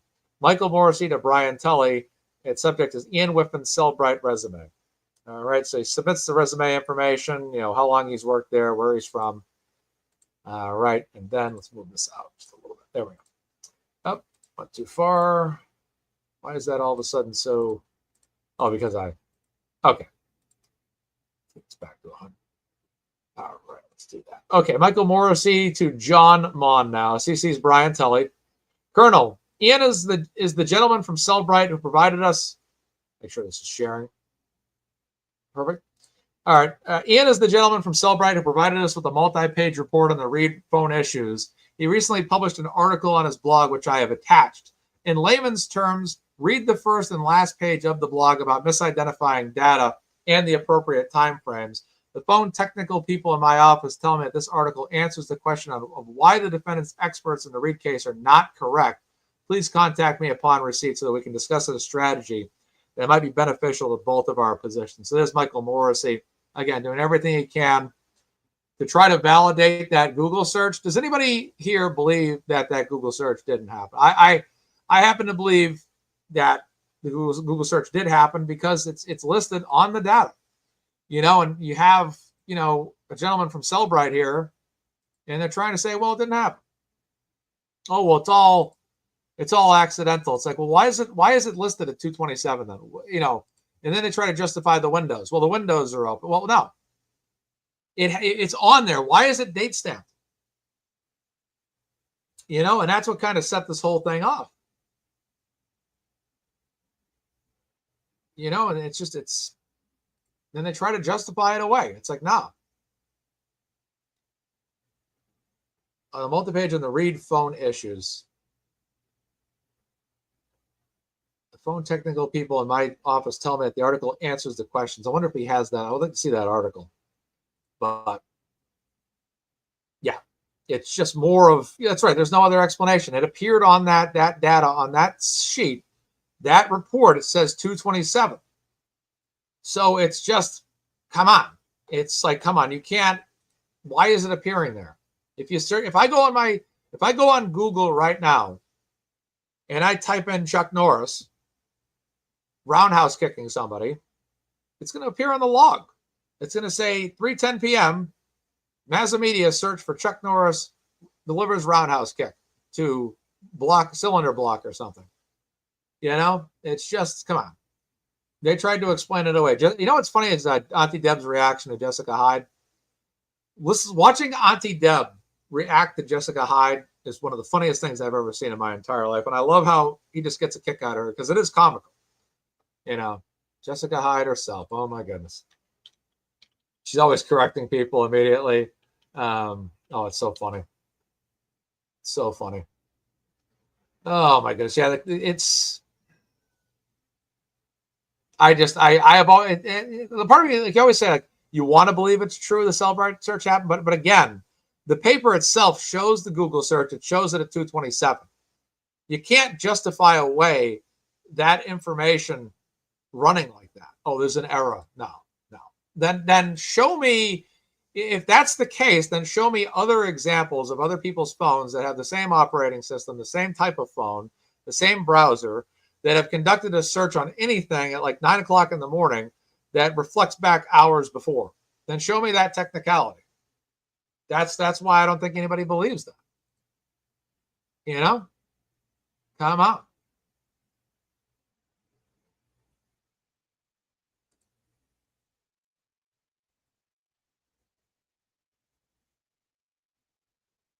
Craziness.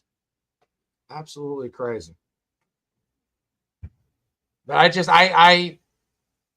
again, you look at the sheet. It says 227 on it. That sheet that they produced says 2:27 a.m. on that sheet. How are you going to explain that away? Oh, well, it's technicality. No, it's there.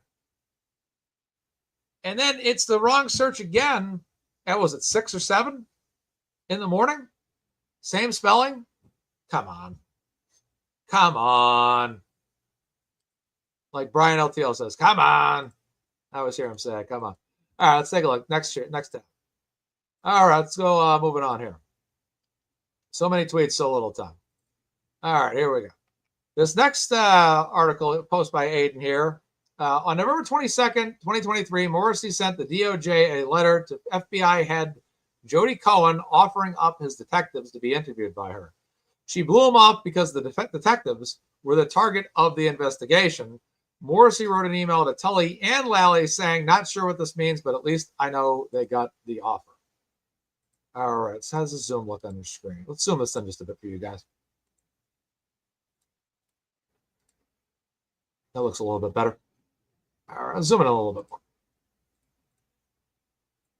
Okay, there we go. Now we're playing with the visibility here.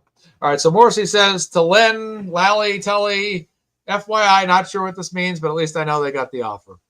From Jody to Michael Morrissey, thank you. We received the letter and are working with the USAO to determine the needs moving forward.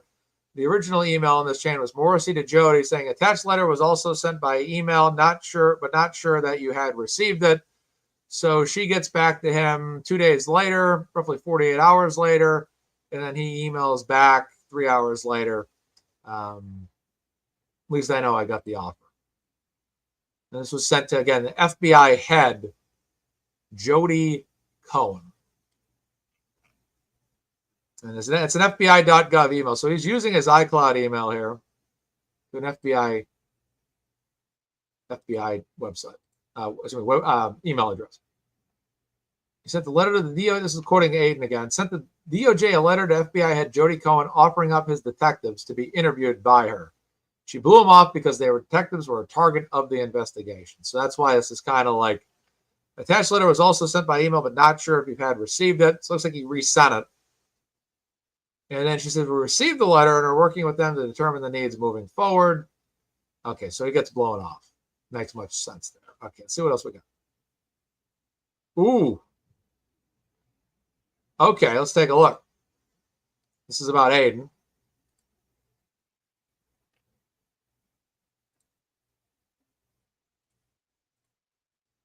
All right, let's share this. All right. This next one, Aiden writes, Michael Morrissey read every single article I wrote about the Canton cover-up. On December 2nd, 2023, he sent another link about the federal investigation. So this is him, Michael Morrissey again. He's emailing Brandon Hunt, and this is about the Canton cover-up. Subject to this is Boston 25 announces upcoming story about DOJ investigating Norfolk District Attorney's Office. Secretary of State orders NDAO to hand over communications with DOJ. Turtle Boy News. Okay, so that's all about Aiden. And then Ben has that link, FYI link. So this FYI, to me, I wonder if they're logging that every time they send this, when this email gets sent. But they're monitoring. I mean, they're monitoring Aiden because they know the information Aiden was putting out there was as close and concise as possible to what Karen Reed's defense team might have been providing him. So they're all over Aiden's articles, all over this stuff. Very closely. Oh, the police audit. All right, let's go to this one. Some of these posts I'm seeing for the first time here. Again, I did not have the time to read this yesterday. I'm kind of catching up here on this. Okay. All right. So this is Aiden's article, Aiden's post. November 22nd, 2023, Michael Morrissey emailed Bukaki and Lally with the bad news that the citizens of Canton had voted to audit the police department. He wrote, put this on the list of issues we will expect to see, and included a random comment from the Boston Globe article in which someone criticizes the Sandra Birchmore and John O'Keefe investigations. So Michael Morrissey emails the whole crew again here. We'll just call him the whole crew, plus Yuri. And it says, put this on the list of issues that we will expect to see.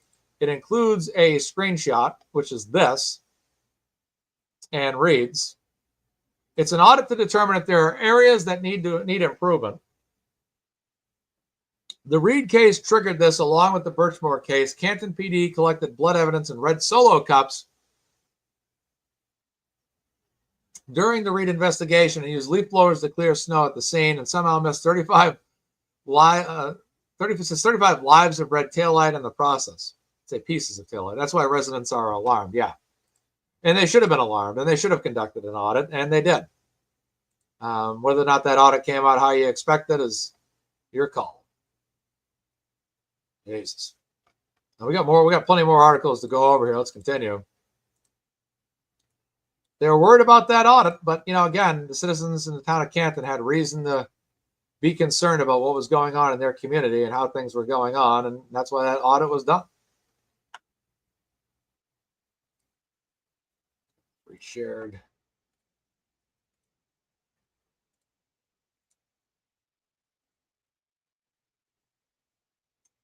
One sec.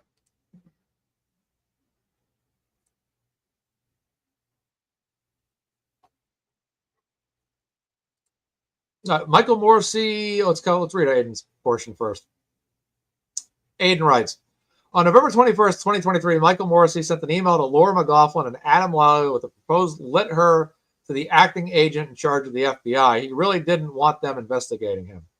So Morrissey writes here, this is Laura, Pamela Alford, and also Caroline McBurney are on this email. I would like to send the following lit her out to the agent in charge of the FBI. However, I've spoken to Pamela and I would like your input and suggestions, or if you have a position that you contacted me about, the position letter. Let me just read this in the beginning. The grammar here is awful. Okay, I'm having trouble reading what this fucking guy is writing. I would like to send the following lit her out to the agent in charge of the FBI. However, I've spoken to Pamela and I would like your input and suggestions, or if you have a position that you contacted me about, the letter I want to send. I will not do anything until you reach out to Pamela and I to let us know what your position is. Thanks for the help. That was a really long run-on sentence there. Oh my goodness.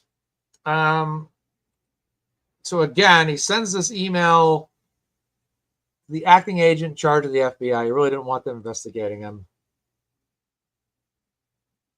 I'd like to send the following. I'm just trying to get what he's saying here. I would like to send the following letter out to the agent in charge of the FBI. I've spoken to Pamela. Would like your input and suggestions, or if you have a position that you contacted me about the letter I want to send. I will not do anything until you reach out to Pamela and I to let us know what your position is. Thanks for the help. All right. Personal use, yeah. Ordered 10 pizzas. Meatball pizzas. I don't know if I've ever had a pizza with meatballs on it.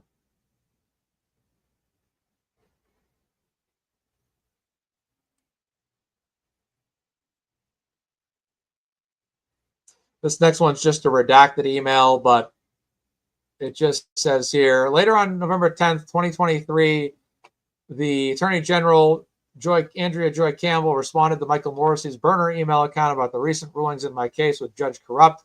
Her entire response, which seems like a whole paragraph, is redacted.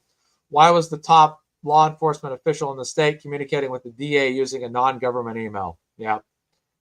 There's that iCloud email again.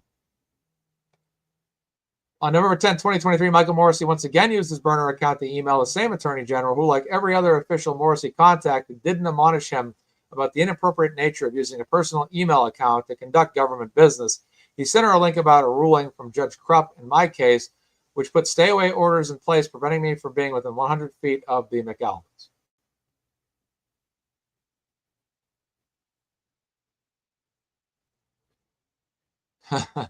We'll take a look at this one.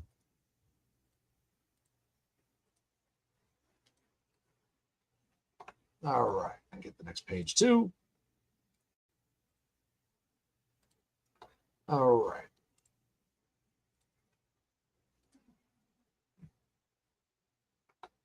On September 29th, disgraced former NCDAO spokesman David Traub emailed Michael Morrissey and everybody else in the DA's office to report that 3 people had commented on the NCDAO Facebook page about freeing Karen Reed and their assumed corruption.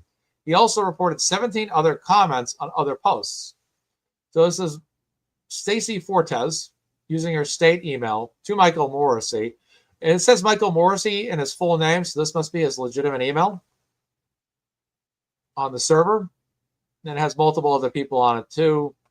District Attorney Morrissey, I've copied both Chief Justin Locke and Clerk Magistrate Lauren Green of the Stoughton District Court on my response, as these allegations involve a member of her staff, and under her supervision, she would be responsible for investigating the complaint. I have asked DCA Phil McHugh to assist. I am also asking Clerk Magistrate Green to take any steps deemed necessary to provide assurances necessary with regard to the protocols and integrity of the Stoughton Clerk's office. This email then goes to this one here. Zoom in a bit.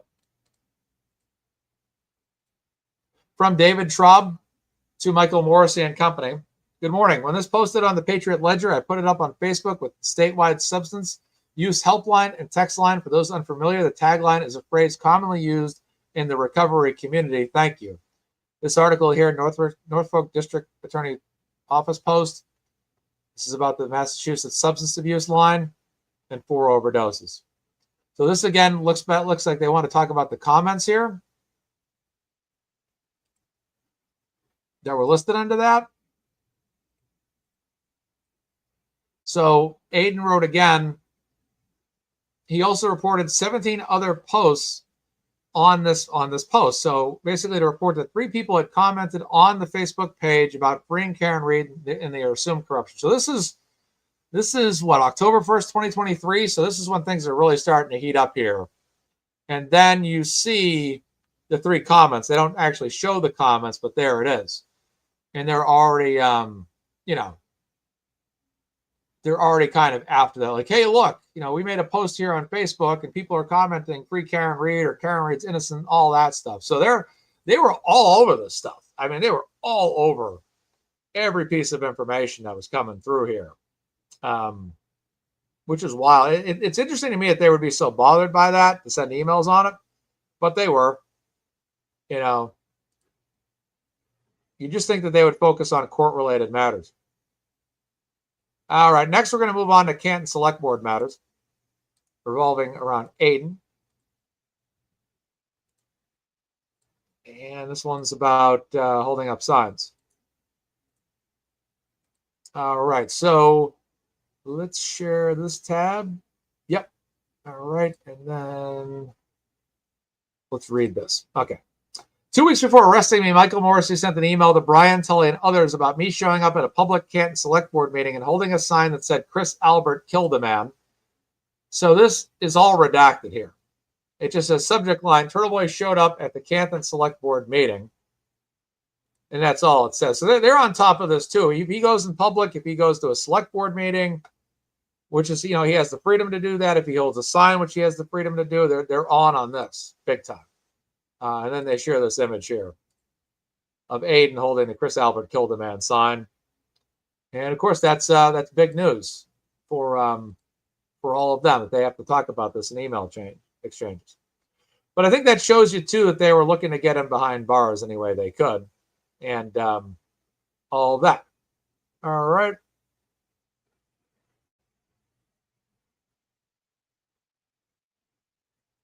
Okay, this next one's about social media and free Karen readers. This goes back to September 12th, 2023.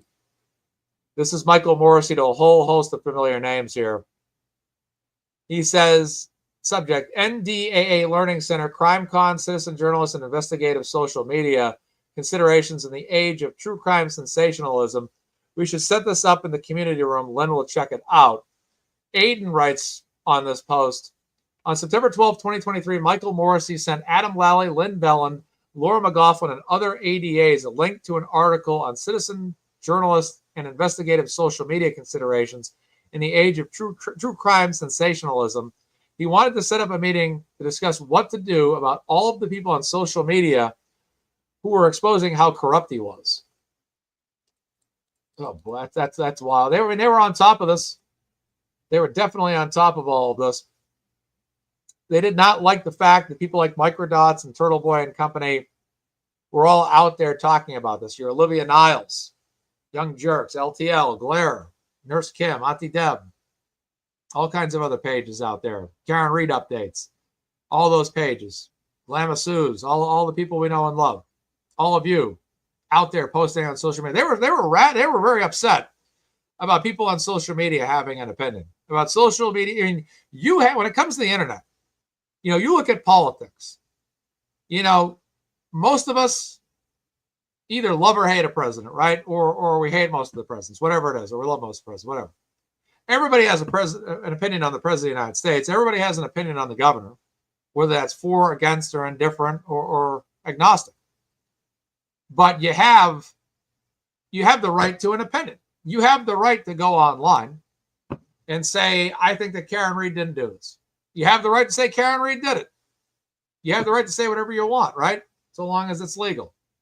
But that's something that they're all up in arms about, is that, hey, look, they're talking about this on social media, and I think that's because they're shaken up by the fact that Aiden popularized this whole thing. This is 2023 here.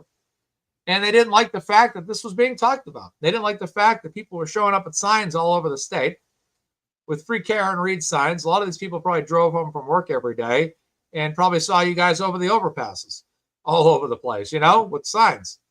But that's our God-given, that's our really God-given right, but it's our national right as well under the Constitution to basically believe what we believe and hold signs and do what we want in terms of getting the word out on what we believe. Boom, boom, boom.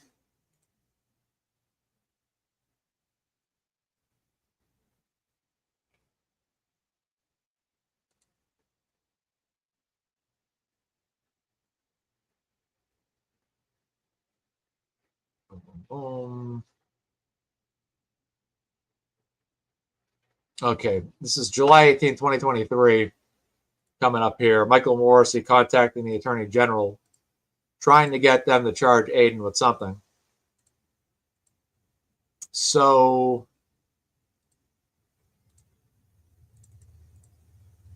Michael Morrissey emails Lynn Belland. Michael Morrissey, just wanted to follow up. Let me know it's a good time for you to give me a call. Jennifer Cotter writes to Michael Morrissey. It's forward law.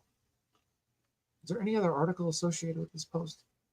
So Aiden wrote, in July of 2023, Michael Morrissey used his burner email to contact Andrea Campbell and Jennifer Cotter and asked them to charge me with something, but they both declined.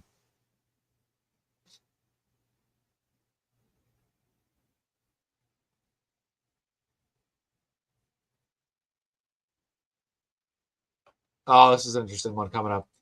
Yeah, so it shows. They were looking at anything they could. They were trying to grasp at anything they could to shut him down back then. I mean, that much we know. All right, this next one here, I'm going to skip to the second page. And what's this about? Let's see what this is about. This one is about. This is Jeffrey Ragsdale, counsel. In response to Michael Morrissey. All right, this one is Michael Morrissey filed a complaint with the USAO Office of Professional Responsibility on May 18th, asking them to stop investigating him because Karen Reed was a liar. They told him to fuck off. Okay, let's read this one.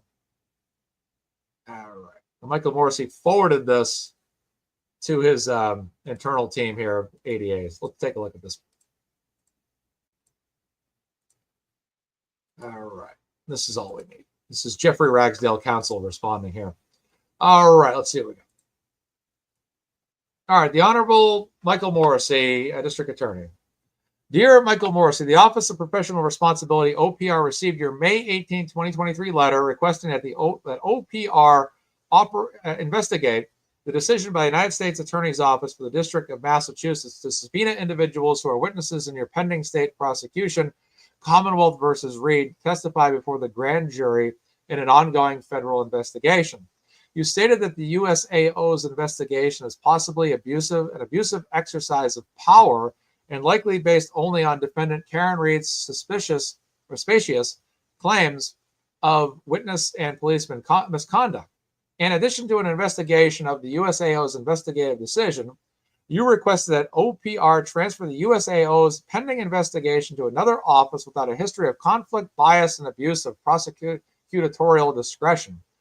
OPR has jurisdiction to investigate allegations of misconduct involving Department of Justice attorneys that relate to the exercise of their authority to investigate, litigate, or provide legal advice, as well as allegations of misconduct by law enforcement personnel that are related to allegations of attorney misconduct within the jurisdiction of OPR. However, it is the policy of this office to refrain from investigating such issues or allegations if an active investigation is ongoing or litigation is pending. With regard to your request that another office be assigned to the pending grand jury investigation, a matter outside of OPR's jurisdiction, OPR forwarded your complaint to the Executive Office for the United States Attorneys, that's EOUSA, for whatever action it deems appropriate. Further inquiry regarding this issue may be directed to two different, Jay Macklin, who's the general counsel. Well, that's funny. So, he didn't like being investigated, I suppose. But these people sometimes they just want to be in power. They almost want that ability to be absolute power and have that ability to just do whatever they want, whenever they want, without consequence. And it appears when they're investigated, they don't like that too much. None different than Karen Reed. Karen Reed didn't like being investigated for the murder of John O'Keefe. Nobody really likes to be investigated. But, that's the response he got. And that's it. They just, he didn't want to be investigated. And they just said, hey, guess what? Too bad. The next one's about federal investigation of Michael Morrissey's office. I wonder where that's at, too, in terms of updates, in terms of action. I wonder if that's, I guess the federal investigation's over, but you never know. You never know. So this next article is Boston Herald. Upon finding out that his office was under investigation by the feds, Michael Morrissey used his burner account to start smearing DA Rollins, Rachel Rollins, and sent a link entitled How to File a Complaint with the Office of Professional Responsibility, which is the one we just saw recently in the last sharing here. So he sends this to David Traub. How to file a complaint with the Office of Professional Responsibility. There appears to be both a mailing and email opportunity. Can you make sure we at least mail to the right place and consider putting together an electronic complaint? I'll talk to you later. This is now involving this article here, which is from the Boston Herald. Two federal agencies on Wednesday. This is doesn't have a date, but I'd imagine 2023. Two federal agencies on Wednesday released reports on investigations of Massachusetts U.S. Attorney Rachel Rollins. Ahead of the release of the reports on Tuesday, Rollins said through her lawyer that she would resign her office by Friday. A report by the Department of Justice Office of the Inspector General found that Rollins improperly used her office to influence the election in the race for Suffolk District Attorney. That report also concluded Rollins lied under oath to investigators and properly attended a Democratic fundraiser featuring First Lady Jill Biden and violated the policies of her office by improperly soliciting and receiving tickets to a Celtics game, among other things. A separate investigation by the Office of Special Counsel concluded she made an extraordinary abuse of power of her office in violation of the Hatch Act, which prohibits political activity by high-ranking federal officials. So, bing, bang, boom. But where's that article? This is where they smeared Rollins. Well, I gotta get a drink here. Anything anything. So like he says here, there appears to be both a mailing and emailing opportunity. He has that, whatever this is here, this link to the justice.gov. Can you make sure we at least mail to the right place and consider putting together an electronic complaint? Thank you. Goodness gracious. All right, this next one's about Alan Jackson. And this is a Michael Morrissey email.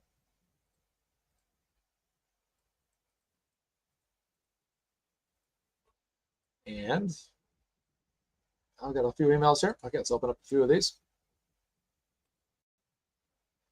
3 of them. Okay. All right, let's get this up here.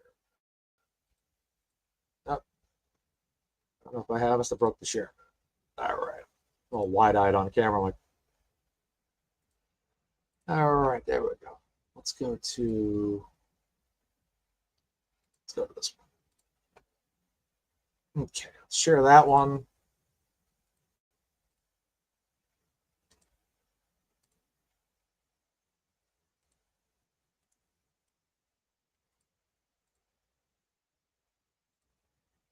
May 12th, May 4th, May 2nd.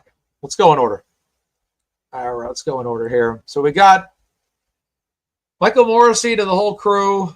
Sends a lawandcrime.com article in this particular one. The second one here, please print this out. This is a Boston Herald article. Karen Reed defense problematic investigation into John O'Keefe death grabs federal attention. So he wants this one printed out. 2 exclamation points on that right there.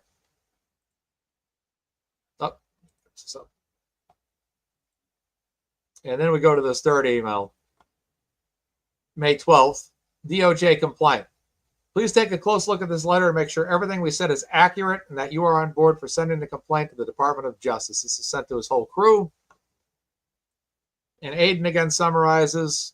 On May 3rd, Alan Jackson said at a pretrial hearing that the DOJ was investigating Norfolk County DA's office investigation into John O'Keefe's murder. He sent the link about his story to Lynn Bellin the next day. On May 12th, he sent an email to Brian Tully, Laura McLaughlin, and Adam Lally asking them to look over a complaint he was making to the DOJ. So his hands were busy. Then we got my next article is Michael Morrissey was reimbursed $52 for valet parking at Seaport Hotel. Morrissey was sharing my articles with Brian Tully and Lynn Bellin within days of reporting.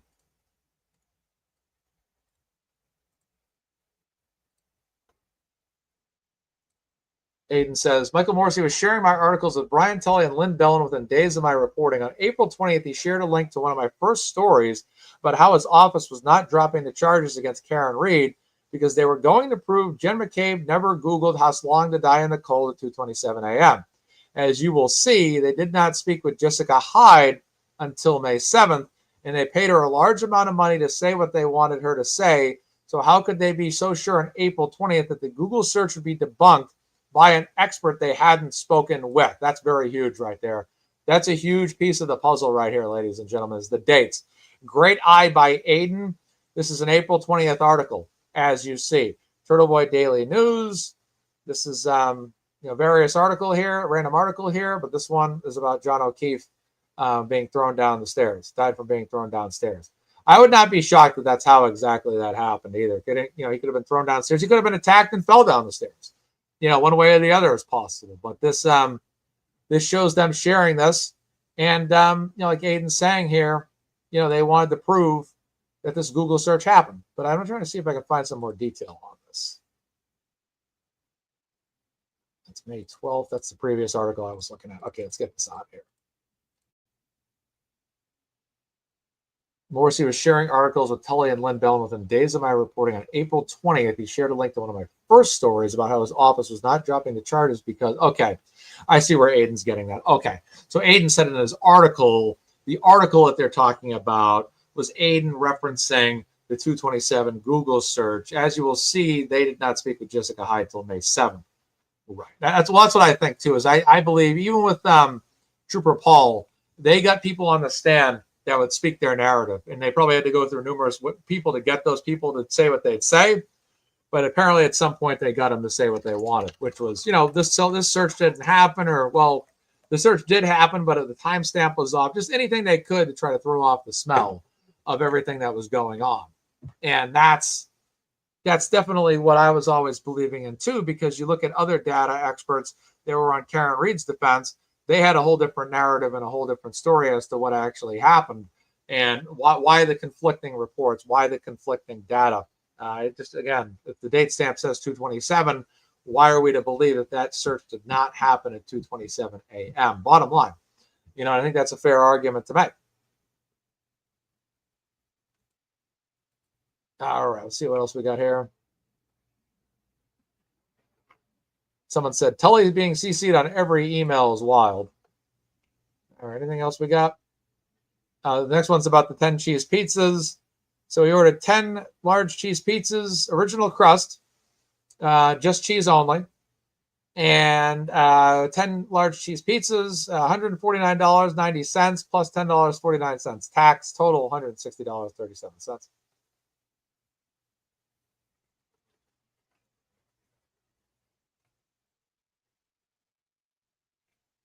Right, and it looks like Morrissey was still reading articles that Aiden was writing in prison as well.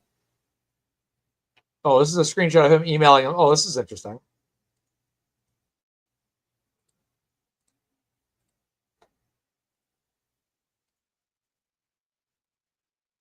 This is reported by Jess Machado.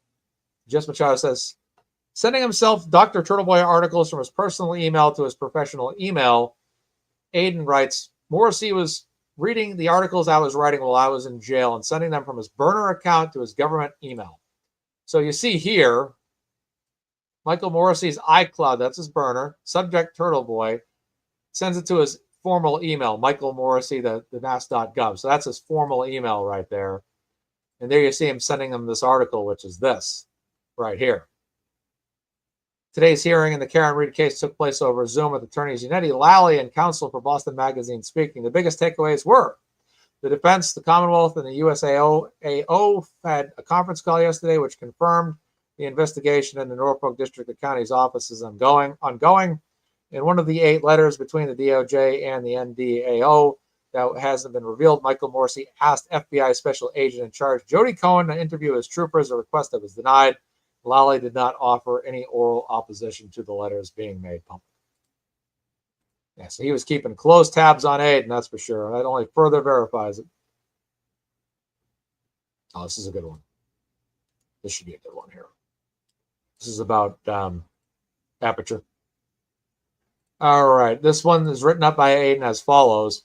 Michael Morrissey was only willing to hire Judd Welcher after finding out whether he can provide an opinion that might help out with the case. This is not seeking truth. This is seeking a conviction. If he was seeking truth, he'd hire him and accept whatever findings he made. As you will see in the future, they did the same exact thing with Jessica Hyde. Boom. Nexus Lexus, what's going on? Boom on that. All right, so Michael Morrissey emails the whole crew. Andy Klain sold his company to Aperture, which is a large national company with forensic and mechanical engineers. The enclosed resume of Judd Welcher seems to fit our bill. I'd like to get a discovery package together to send to him so we can see whether he can provide an opinion that might help us out with the case. Thank you. And he includes the Aperture profile link to Judd Welcher. So there you go. That's absolute evidence right there. Absolute proof. I'm sharing this to my Twitter right now, as we say. Karen Reed Freed. Perfect. I'm sharing that I'm posting that one on my page. That's for sure. This is big because it goes back to our opinion. When you look at Aperture, when you look at Cellbrite, they were picking people that very specifically were going to fit the Commonwealth narrative of what, and like we all said, I mean, how many times have we all said this? How many times have I said this on shows? That this is exactly what was going down. And then you see the emails come out just like this from July 24th, 2024. It literally says right here verbatim, I'd like to get a discovery package together to send to him so we can see, right? That's an inquiry. They're vetting him. See whether he can provide us an opinion that might help us out with this case. So they're interviewing all these people. They're going through them. They're finding out the people that are going to give them the viewpoint, the perspective, whatever, as they want it. And that's the direction that they are going in here. And this is what we long believed. Glare is in the house, what's going on. But that's the same thing with all these other witnesses. These so-called experts they bring in. They're bringing in, like Aiden said, not people that are going to tell you the truth. They're not going to say, well, this is what it is. This is what we believe happened. No, they're not going to do that. They're going to bring in people that can bring on a narrative. And I'm not going to be a conspiracy theorist, but I'm going to speculate here. Who knows that these people were paid off? Who knows that these people were paid off under the table? I don't know. I'm speculating. I have no proof. I'm being a conspiracy theorist. But who knows that these people were paid under the table? Who knows that these people are paid a pretty penny? Or these people saw dollar signs because you saw how much these people are being paid. Who knows? I'm speculating. Who knows that these people saw the amount of money that they could make by testifying and doing the service for the Commonwealth or the Norfolk County, the DA's office, and saying, hell, I might as well do this because it's all kinds of free money. Why the hell not? I mean, I'm just speculating. No proof, speculation, allegations, whatever.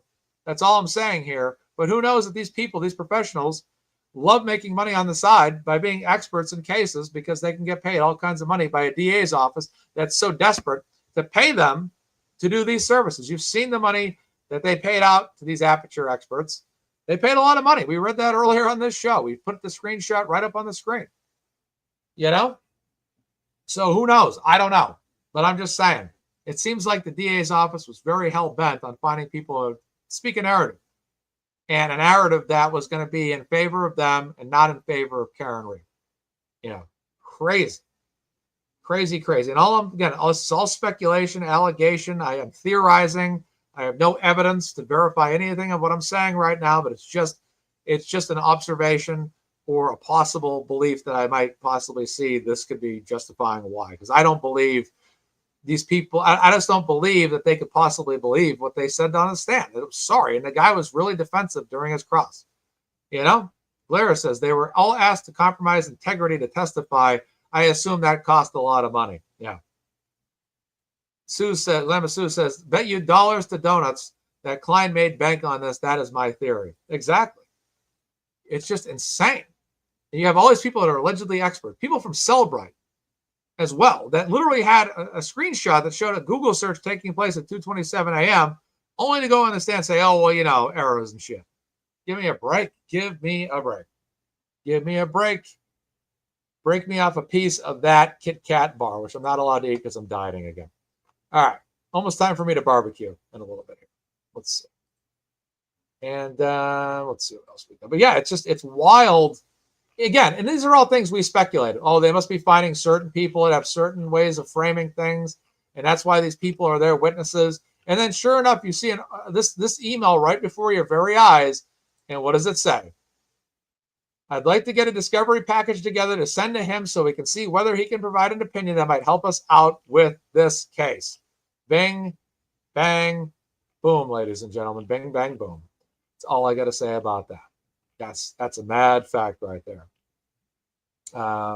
Let's see what else we got. Aiden mentions that the Patriots play the 8 worst teams.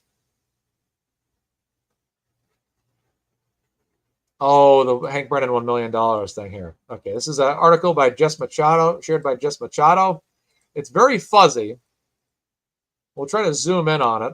This is from Michael Morrissey to Ronald Mariano, the Speaker of the House in Massachusetts. Aiden summarizes, make sure this is sharing. Aiden summarizes, what sucks is that I've been sitting on these emails for a while, but I couldn't report that Michael Morrissey begged the state Senate president for $1 million to pay Hank Brennan because of a protective order. These are public emails. Norfolk County has prohibited me from reporting on them, and there's so much more you haven't seen.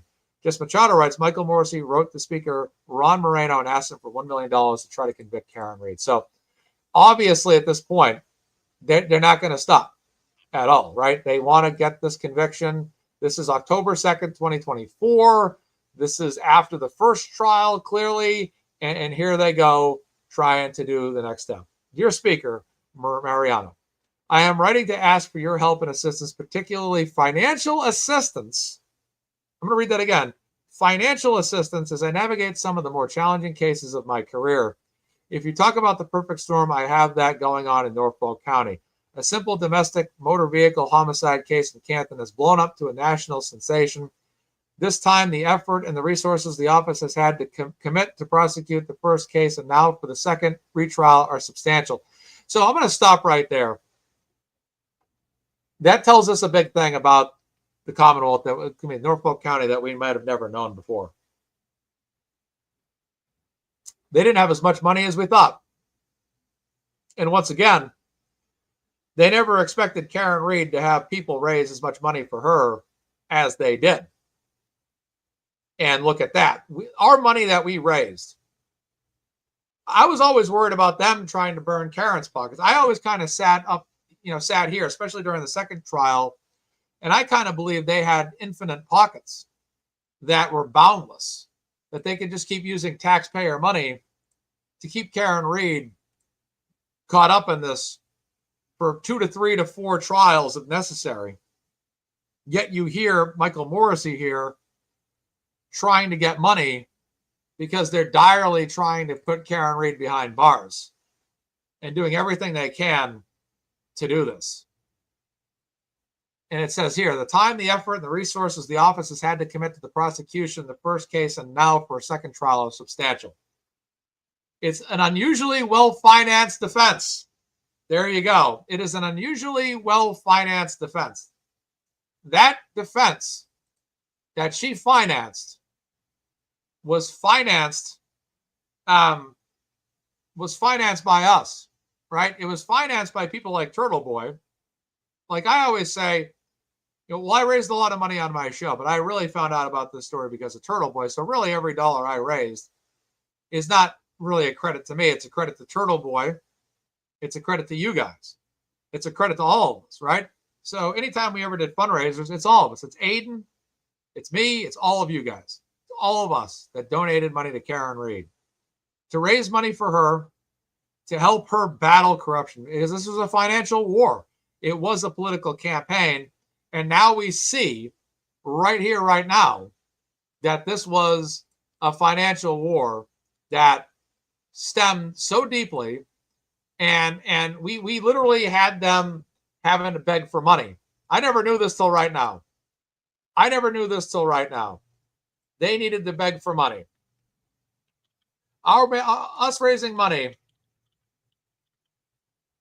for Karen Reed made this possible. The Norfolk DA's office was struggling financially. I'm writing a tweet as I say this. The DA's office was struggling financially to keep up with our funding of Karen Reed and her defense team. I'm going to mark that as Karen Reed. Us raising money for Karen Reed made this possible. DA's office was struggling financially to keep up with us funding, with our funding. We'll change it to our funding of Karen Reed and her defense. Karen Reed free. Boom, baby. That's huge.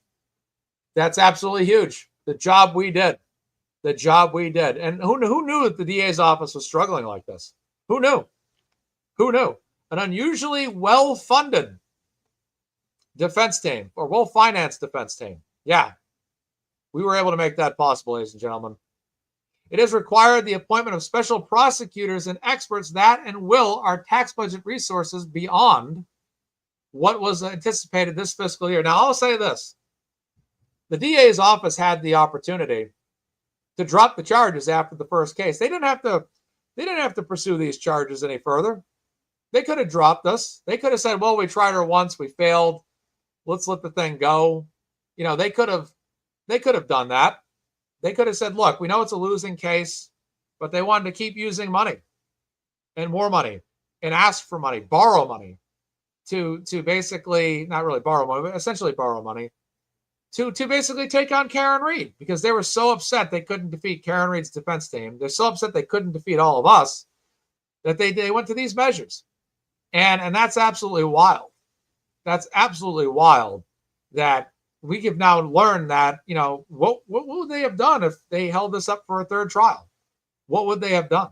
Would they have tried to pursue this a third time? Would they have been financially able to do this? Could they have afforded Hank Brennan again or any other special prosecutor? Could they, were they prepared to use more taxpayer dollars? I bet they were. Wild. Wild.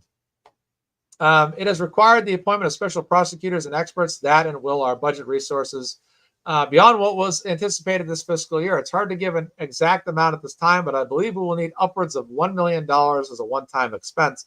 I appreciate all the support that you have provided to the district attorney's offices in the past. This situation presents a very unique problem. I know the state has helped out other counties in the past who have faced similar burdens and challenges. Wow. Wow. It's Karen Reed that faced burdens and challenges. That is a fact. I would be grateful if you would assist me as well. I am happy to answer any questions or review any expenses with you. Thank you for your assistance and consideration. Holy shit. Wow. Wow, wow, wow. That's all I have to say. Wow. That was the final one, and that is absolute wow. Ladies and gentlemen, please subscribe to my channel. Please like this post as well. And that's the show. I got some barbecuing to do right now, and I'm going to enjoy this day. I was happy to do a show today, a more formal show on all of us. 2.5 hours. Wow. 2.5 hour show today. I was poised to do about an hour, hour and a half, but I guess I went over. So no problem. So you're welcome, Allison. No problem. Well, guys, thank you so much for tuning in today. I got some chicken to barbecue. I got some shrimp to put on the barbie as well. Put another shrimp on the barbie. So I'm going to have a nice little surf and turf with some sauteed mushrooms today. So I'm looking forward to that. I